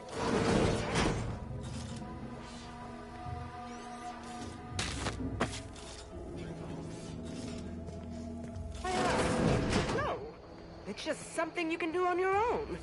You'll have bosses and employers, but it's up to you to get yourself to the top and make yourself the employer. I see. And why would I want to do such a thing? Surely my assigned place would provide me with all the necessities of life? Yes, but you could have more necessities, and even some unnecessaries. For what reason would I desire material possessions which are, by definition, unnecessary? And while we're on the topic, what are you potentially gaining from recruiting me? Ah, that's one of the best parts, chum. When you sign someone else up, you get a bits bonus. I see. This free market idea, seemingly not without merit. I'll require some time to ponder this. Of course, friend.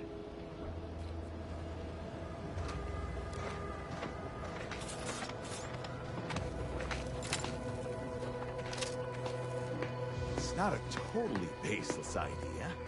That should totally be annihilated, just like all capitalist propaganda.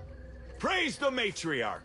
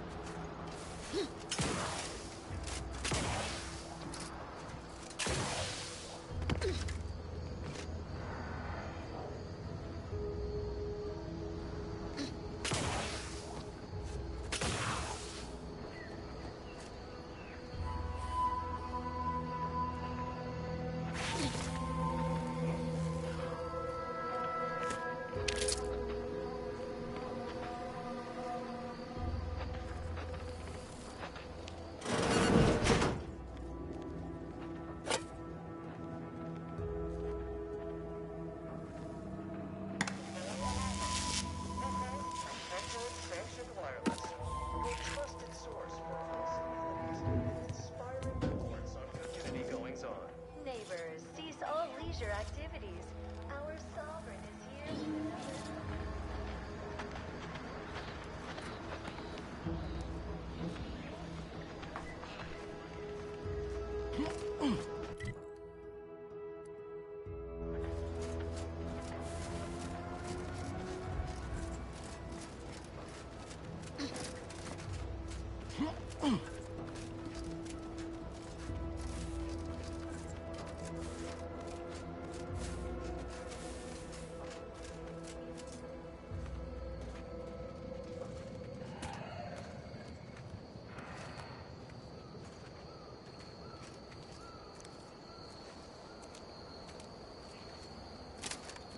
Let me know when you need a distraction.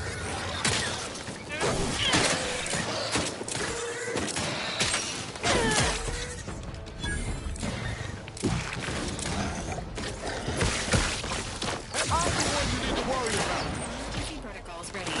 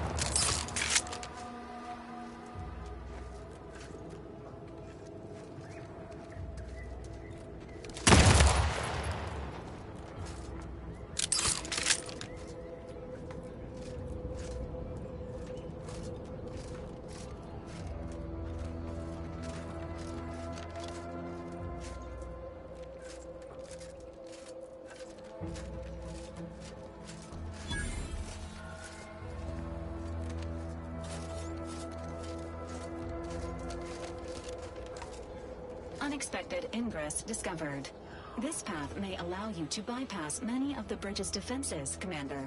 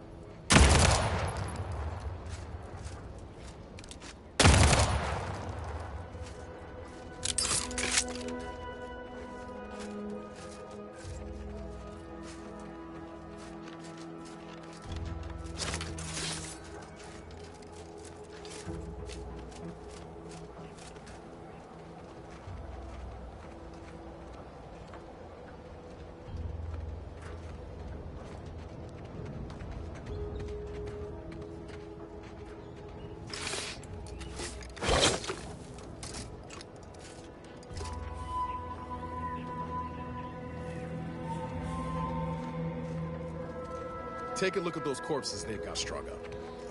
Wait. Some aren't dead yet. Decomposition rate, 12 to 17%. Didn't really need to know that. Let's just respect the dead or very slowly dying, shall we?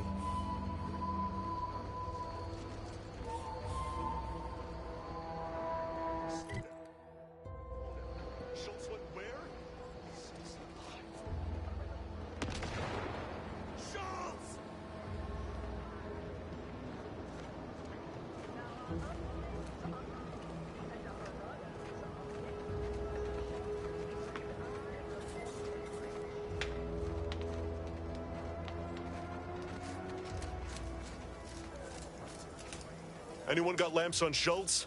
Anyone? Void be damned. Sallying into the wire like that with nary a wish in her pocket? What was she thinking? Did I not make clear our orders to hold the line here regardless of provocation? Should my instructions have been more robust? Perhaps assisted by pictures? I'm afraid there's more bad news, Commander. She also took Scrabbles, sir. Would that he'd done her more good. Seems Calamity has claimed 2 good soldiers today. You there. I don't normally sanction nameless passers-by giving ear to my private discourse.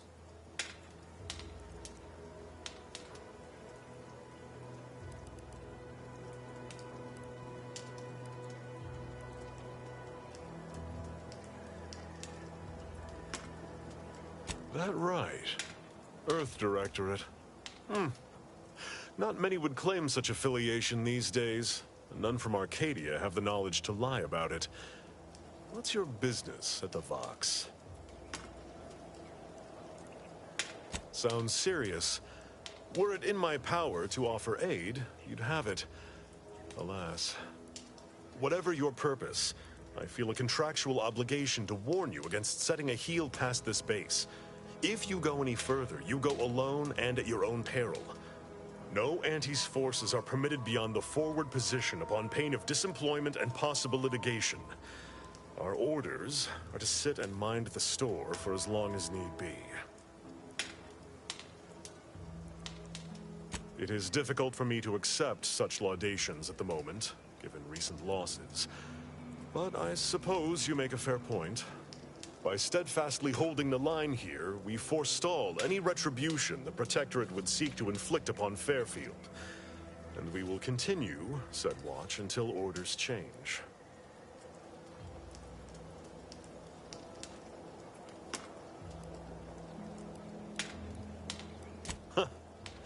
I half believed you meant that offer. Unless you weren't being playful. I confess, the challenge of holding the forward position does not satisfy, as might a straight-on tussle. But I would prefer to avoid staining my reputation by participating in such a needless blunder. Carr was, shall we say, non-ambiguous with her orders.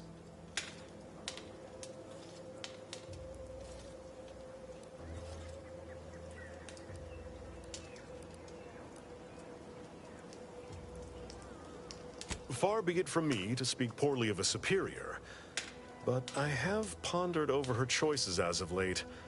She's been sullen about sharing her strategy, too. Still, however brightly my star burns, I remain in her orbit. She is my superior officer. I defied her once, and I received the verbal tanning of a lifetime for it.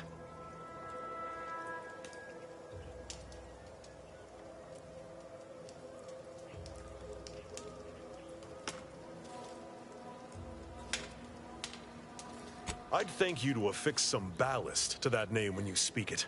Scrabbles has been integral to this unit's success for years. Outsiders may see him as a toy, but we've bled alongside that stuffed sprat. He's damn near family. Schultz obviously knew the risks and hoped he'd protect her through the minefield. Alas, even Scrabble's power has limits. Still would help morale to get him back, though.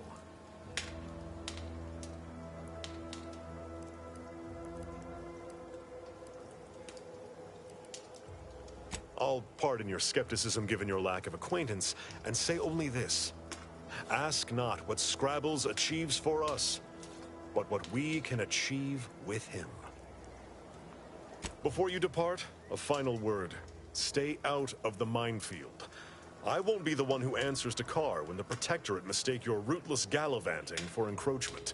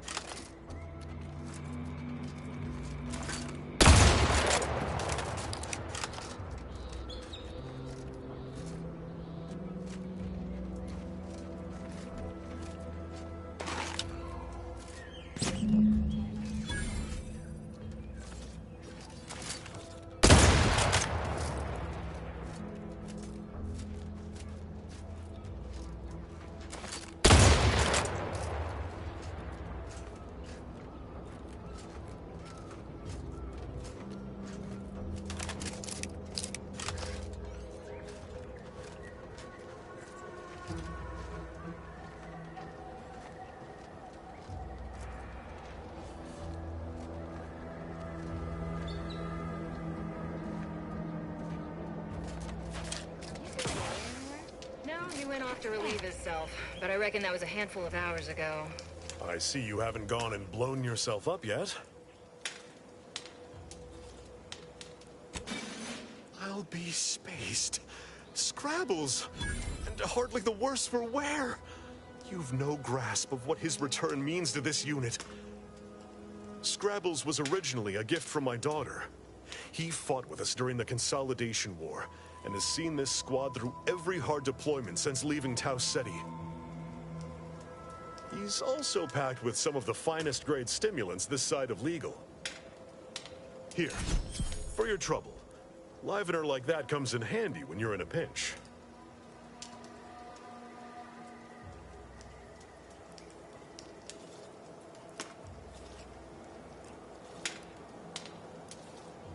While we appreciate you returning Scrabbles, you'll not provoke me into a course of unwise action if that's your aim. I will take action when action is appropriate, and I'd suggest you modulate your tone more appropriately the next time we speak.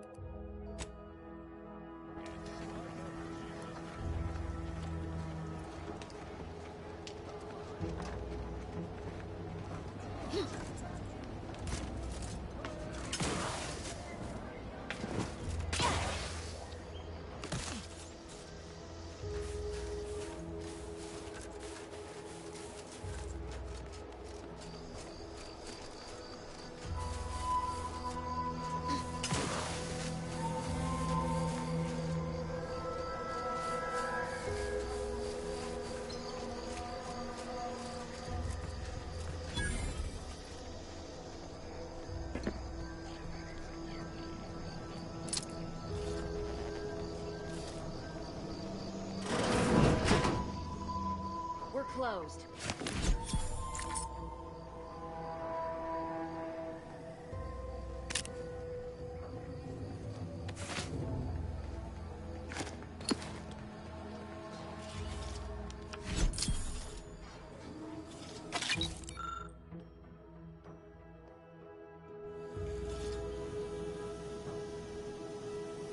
Did you not hear me? This place is closed. No learning today about how everything happens according to the obscure calculus of an indecipherable plan.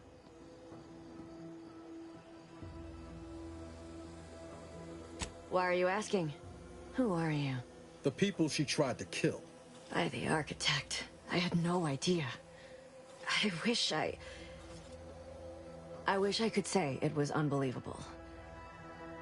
I was afraid she was becoming a danger to herself and to others. But this is horrifying.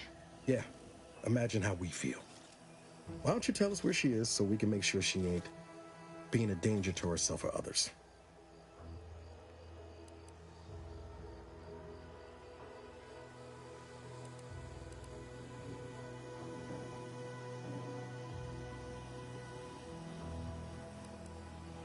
And how are you going to do that? That ain't something you ought to be concerning yourself about. If you think I'm going to help you do what I think you're talking about, you are deluded.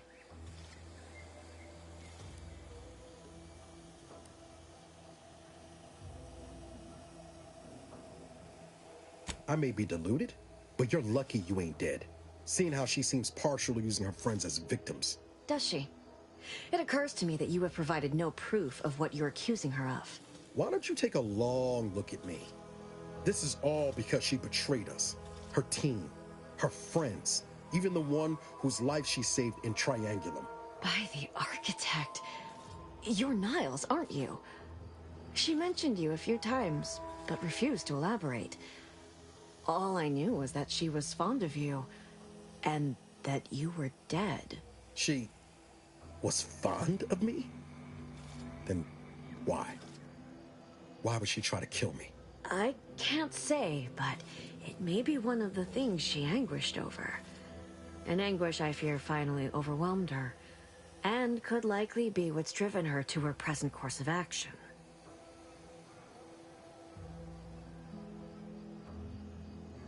I wish I knew. It's nothing good, I can tell you that. I haven't seen her since before the corporatists invaded the island. I'm afraid she's going to do something terrible, but I just don't know what. Maybe none of this would have happened had I not introduced her to Victor.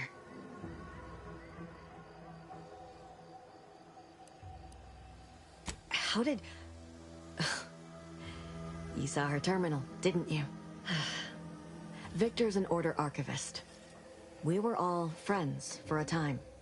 But then, shortly before the schism, they started talking to some others inside the Order. That's when things became tense. I started to become uneasy, scared, really. She kept getting angrier with the Order the more she worked with Victor and her other contacts. On top of everything else, it became just too much for me.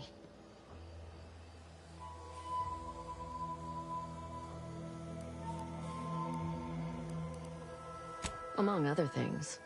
For some reason, she was obsessed with the cliffhanger ending of Chapter 6. It was the one where capitalist fanatics brought complete destruction upon Arcadia. But you know how it works. It was somehow miraculously saved at the beginning of the next chapter. Didn't matter to DeVries, though. She just kept going over it and over it. Would have talked to a Crabble about it if there was no one else to listen. That, and the invasion itself, set her mind to dark things. I begged her not to go down that road again. She was so agitated when I first met her. Must have been 7, going on 8 years ago now. She never slept, didn't talk to anyone if she could avoid it. After we became friends, she began to change. Still bothered her from time to time, but I thought it mostly behind her. I couldn't watch her go back to how she'd been. Or worse.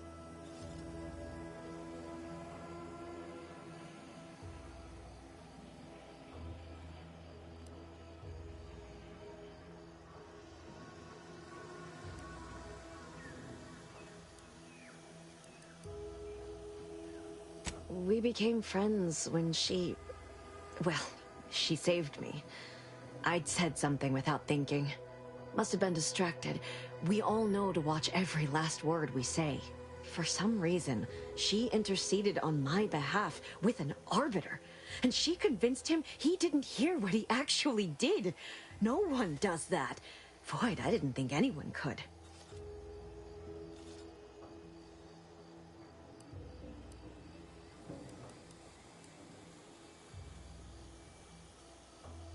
We all were, originally, before the schism. But she never gave it up, even when it became illegal to even mention their name. Which was surprising with how angry she seemed to be getting with them, even as she was deep into scheming with Victor and the others. She even continued to sign her messages, "See you in the equation." It's all so confusing.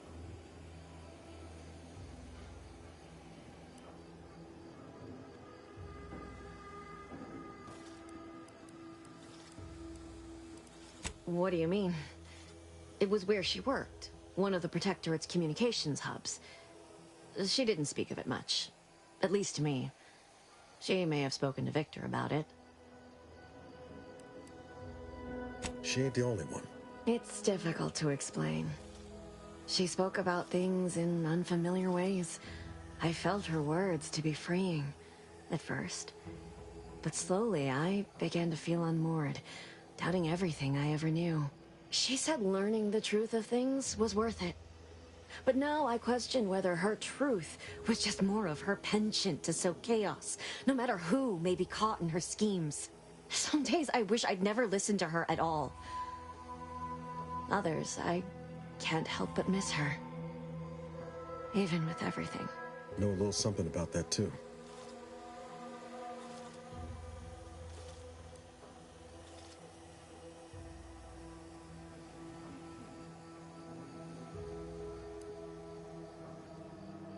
I did try to.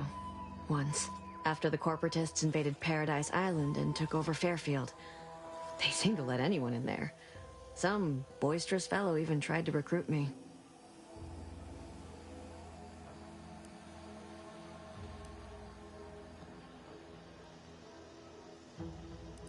No. Nearest I could surmise, she'd left just prior to the fall of Fairfield. I'm ashamed to admit, I did break into her safe. She used the same code for everything. 15-778. That is Agent DeVries' identification code, Commander. She said it had some meaning from her previous life. I'd hoped she'd left something for me, but the safe was empty. No. But it had to be someone's fault, right? The Protectorate couldn't possibly have failed to safeguard the colony. And they had to answer the accusations the Order leveled at them. I know I've no right to ask this of you, but when you find her, please remind her of who she used to be. She's unwell, but I know there's still hope for her.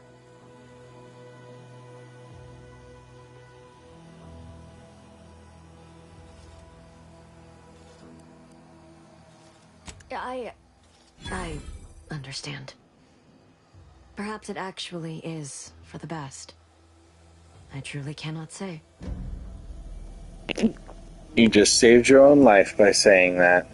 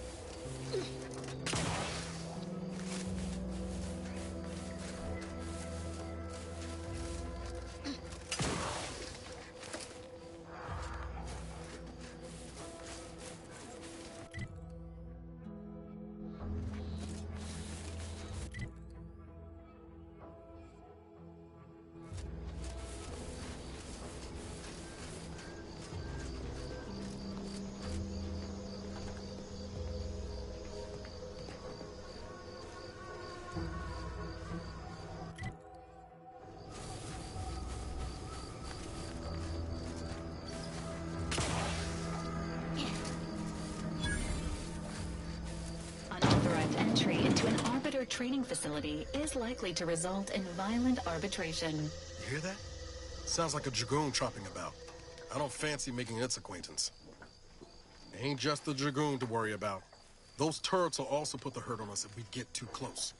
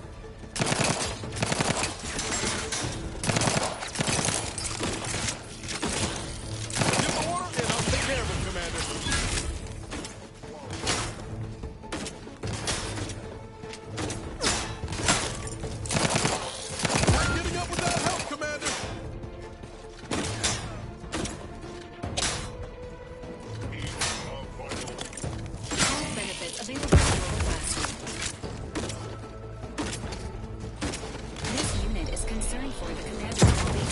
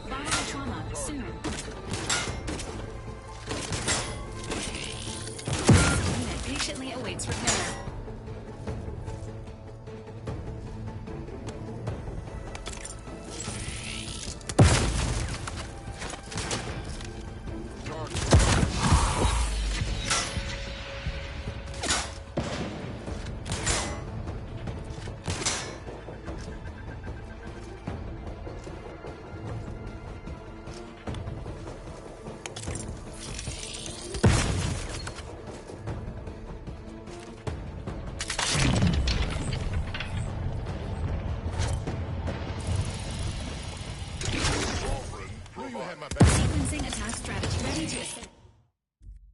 Agents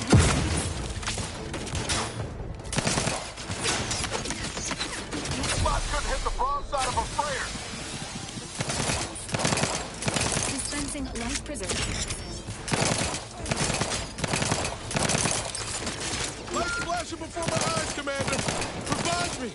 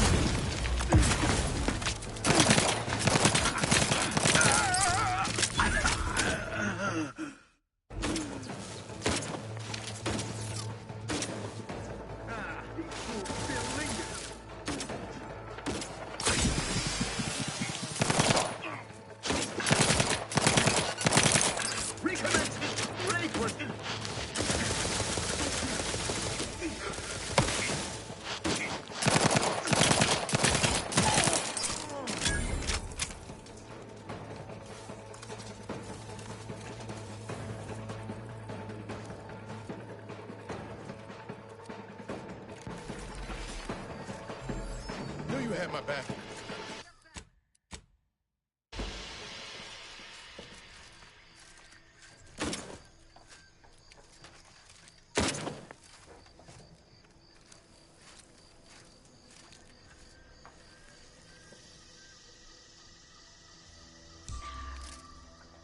Commencing contemplated activities. Standing by with life support.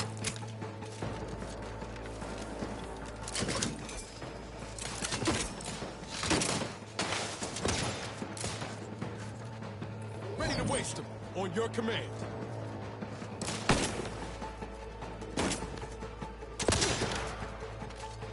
They covered our due bounty.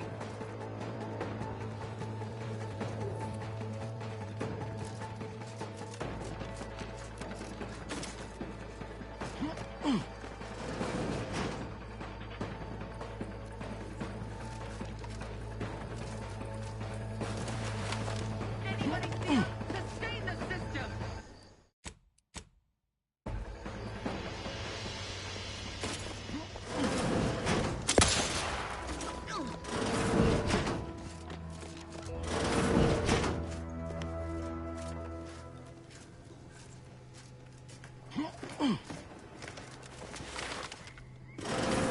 They covered our due bounty.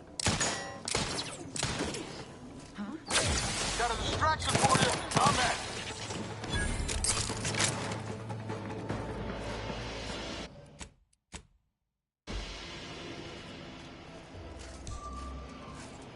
You there. State your business. True argument. Still fight like one.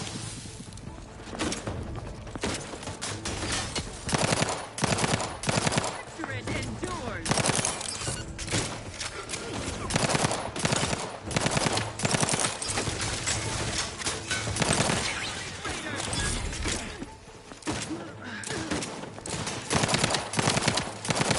Give the order, and I'll take care of him, Commander. You lot couldn't hit the broadside of a freighter. Hey, got a distraction for you. Health benefits available at your request.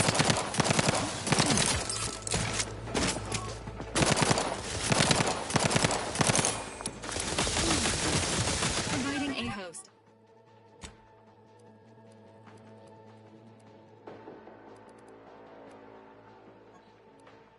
Health benefits.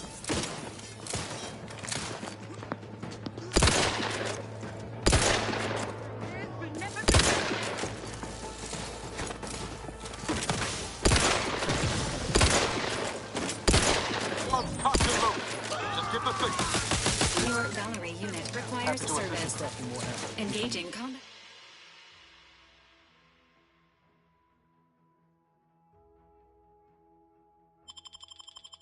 Crispy moving to cover.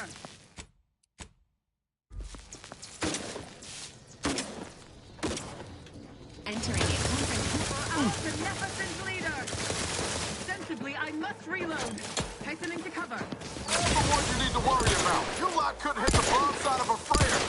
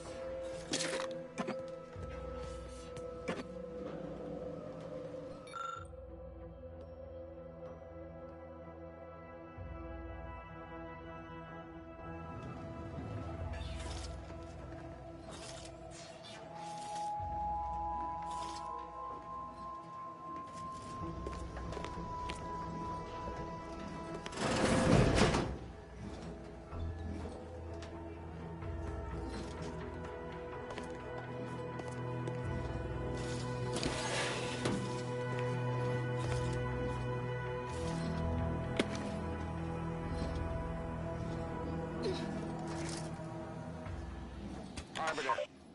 Arbiter Nebs, the words are a song to my ears. This, no doubt, is the opportunity I have long awaited. Hapless recruits arrived just before the invasion. No sooner had they set down their bags than their instructors were called to the war front. I read the fear, the uncertainty, their faces. And I knew, as this outpost's primary practice target replacement technician, I alone could teach them. They see me as their leader, their arbiter. I will not fail. Should the invasion breach our defenses, I will stand proudly at the vanguard, shoot to kill, and lead them to victory.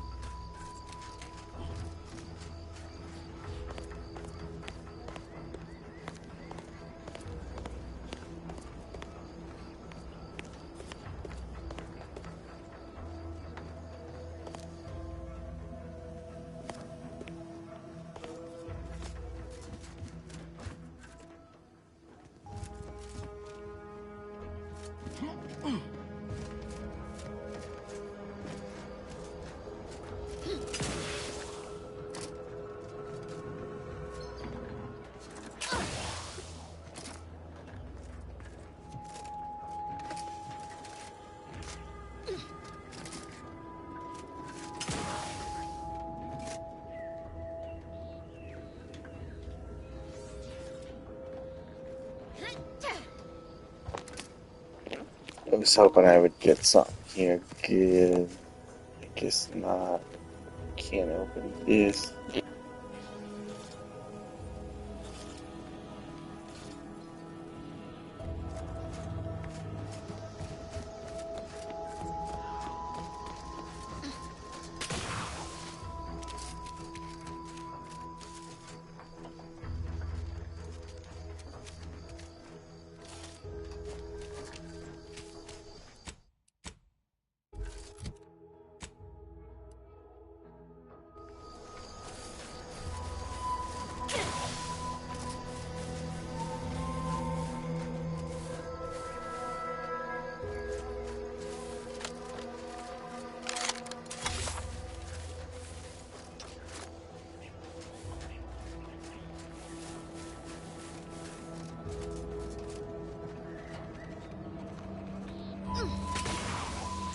careful of friendly fire if you head down past the farm.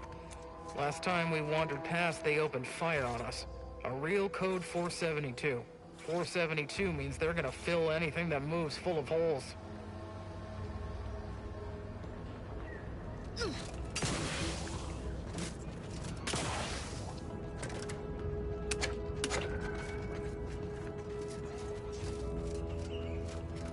Word is Milver Street is ordering a watch on the Protectorate survivors in Westport. Once any change is reported. I hate that kind of work. It always sounds like so much effort. That kind of thing ain't even on my contract. Milver Street is offering bits rewards for anything of import we can tell him. But I do love this. Come on, friend. Let's go set our lamps on something juicy.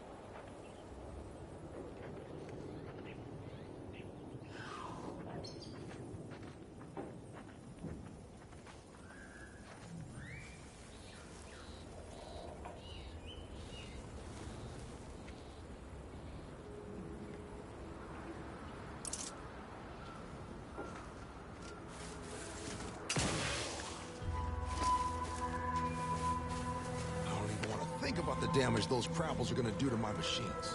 They're Crabbles. They ain't gonna do nothing to your precious terminal. Only thing they're danger to was us. Yeah, you may have the right of it. I just ain't.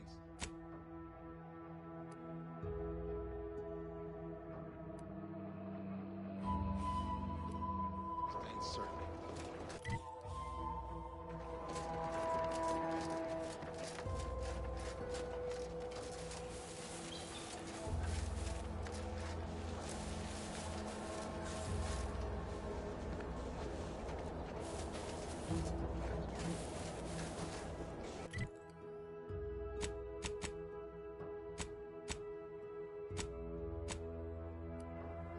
Silo, help me formulate a cure.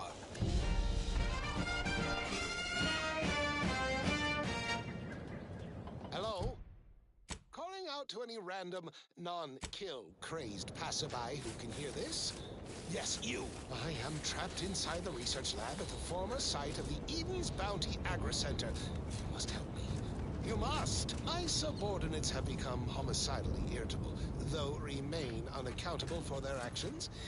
Find me in the renovated grain silo. Help me formulate a cure.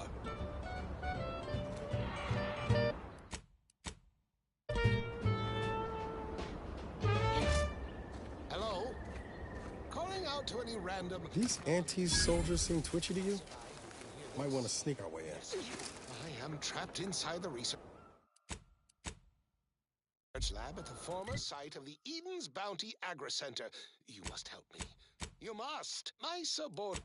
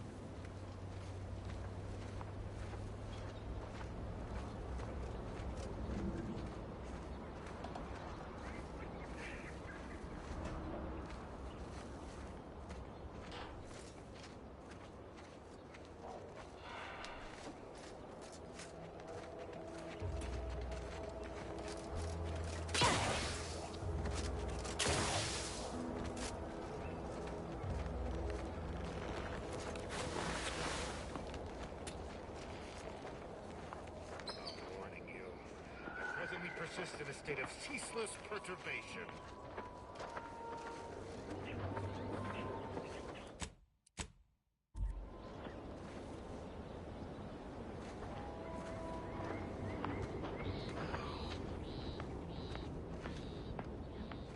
Once I simmered down and looked around, they were all dead.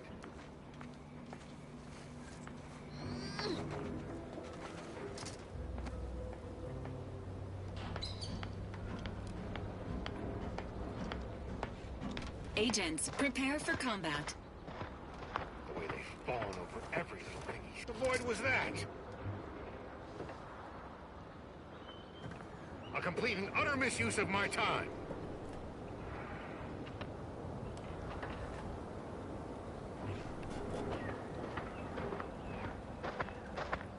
Never recognized, never commended, but don't be resentful. Wouldn't anybody be? A profusion of reasons why. Ask anyone. I heard. Emergency I'm not.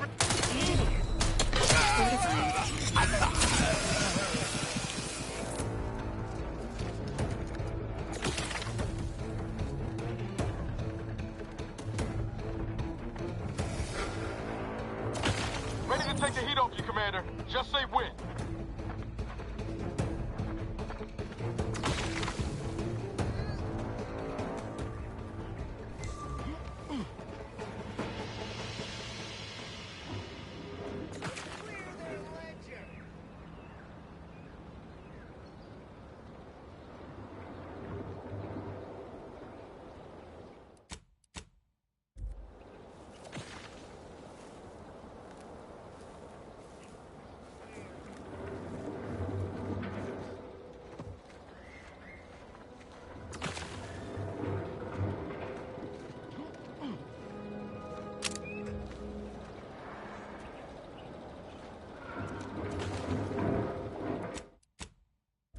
Enthusiastically neutralizing unfriendlies.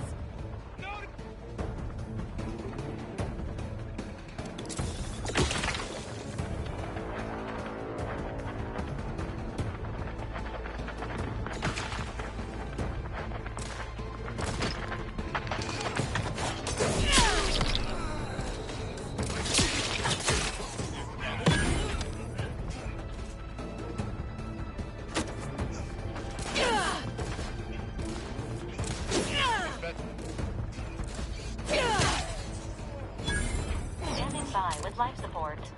Engaging emergency protocols.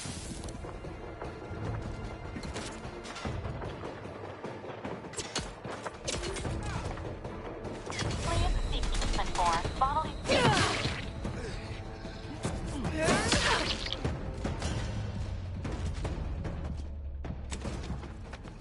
Working orders.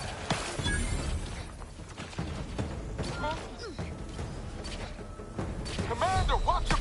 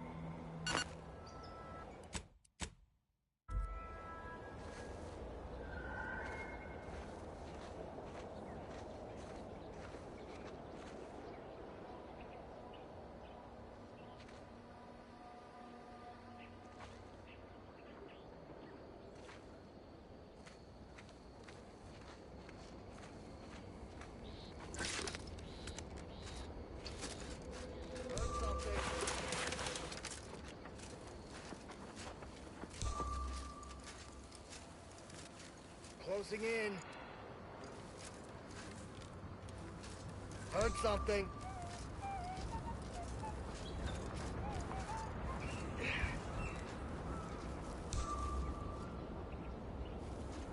Investigating.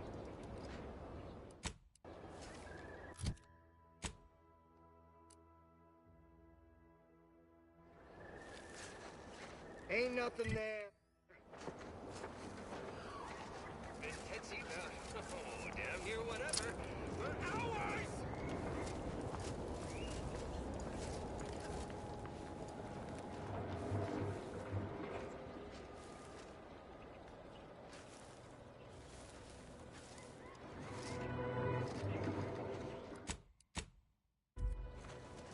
My annoyance is palpable. My frustration knows no limit.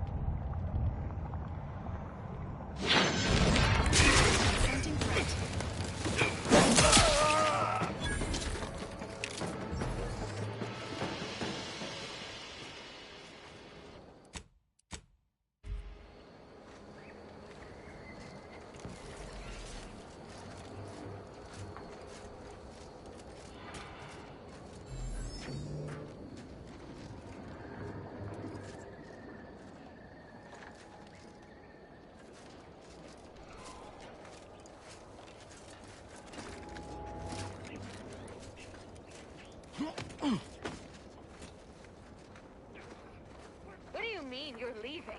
Ship's over. I have a life outside this place, you know. A life? Outside our lab? No. No. Audacious advances requires commitment. Absolute commitment! Squaring up.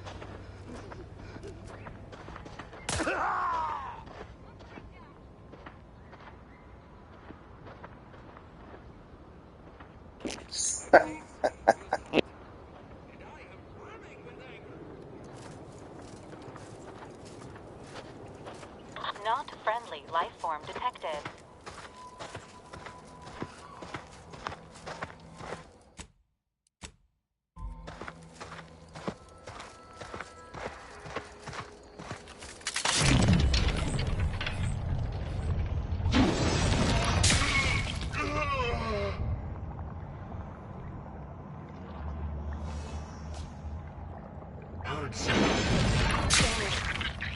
Sequencing attack strategies.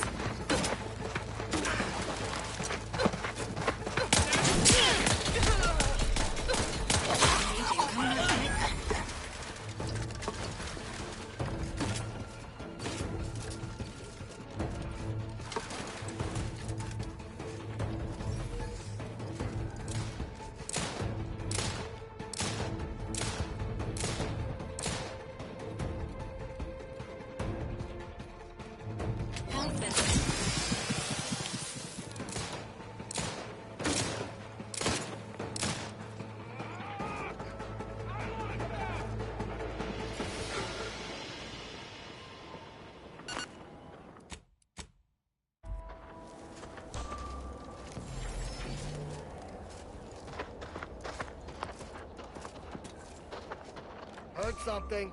Why is there red everywhere? On every... Investigating.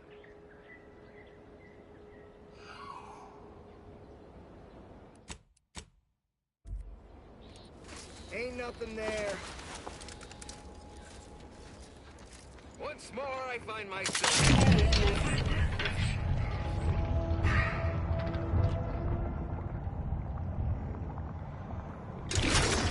Excuse me? Rolling up like...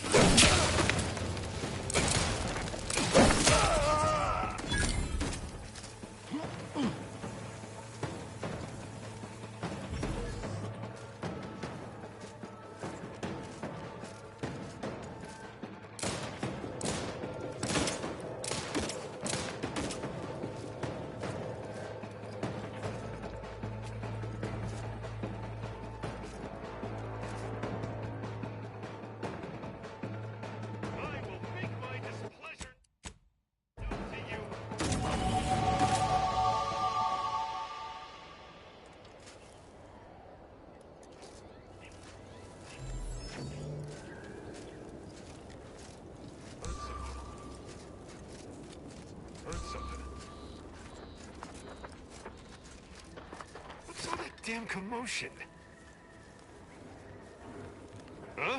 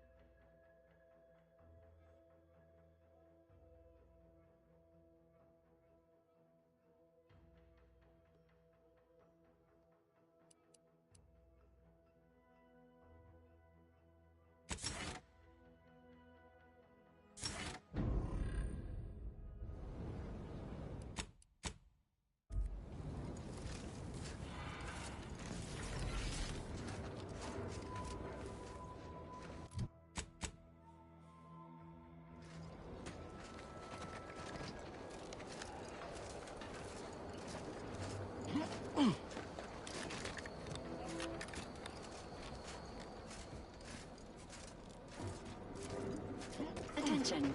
This lab technician is deceased. Interrogation unavailable. Recommended course of action. Access nearby terminal for more information.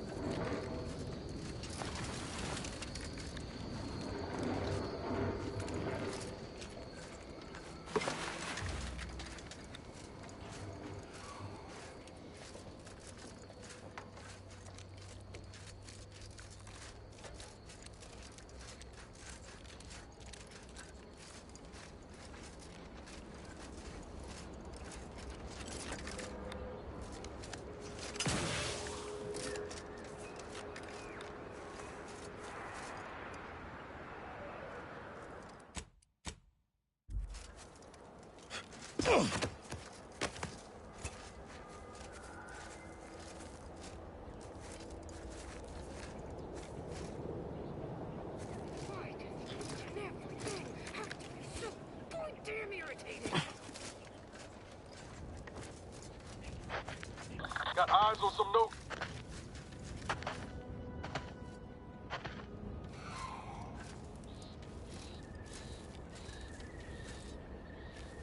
I still can't reckon how Slauson got kicked up the ladder. Or I did. All I get is more text. Entering Squaring a up.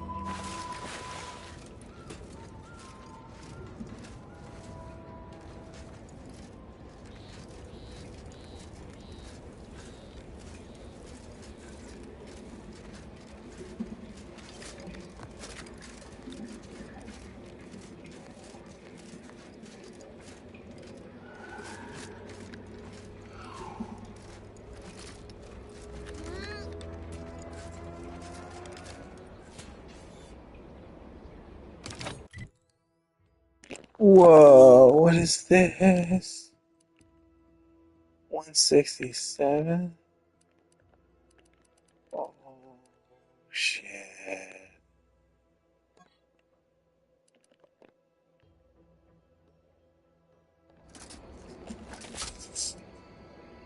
It's got Space's Choices fucking head on it. That's fantastic. Nice.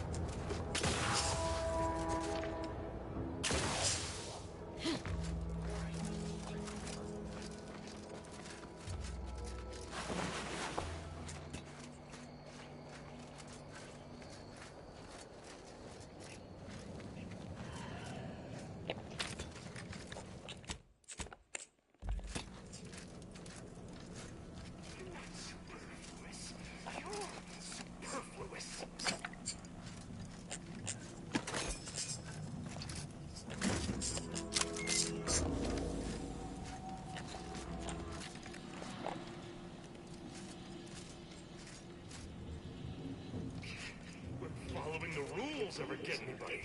It's like the rules are just a guide for what not to get caught doing. And all this is just sloppy. On your toes.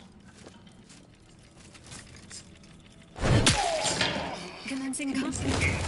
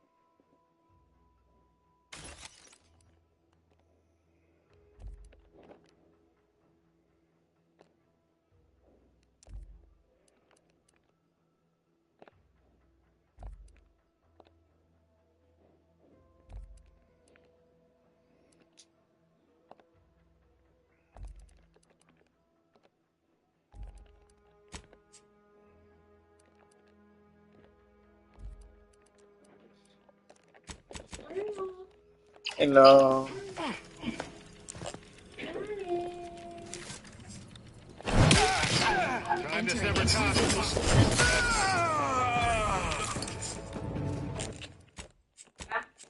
Ready to go? Yes. Okay. I'm doing so good. Yeah, with the new way I made your character. So strong. I look at this new weapon that I got. I show you. Wait. Yeah, look. It's a staff. It has a moon face on it. See? So cool. So cool. So cool. I am beautiful. Yes, so much. So beautiful. I love you. What you do? Oh.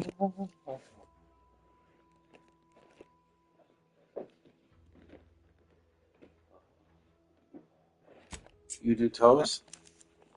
No. Oh my god. Okay, stay here. No, I can't. I love you so much.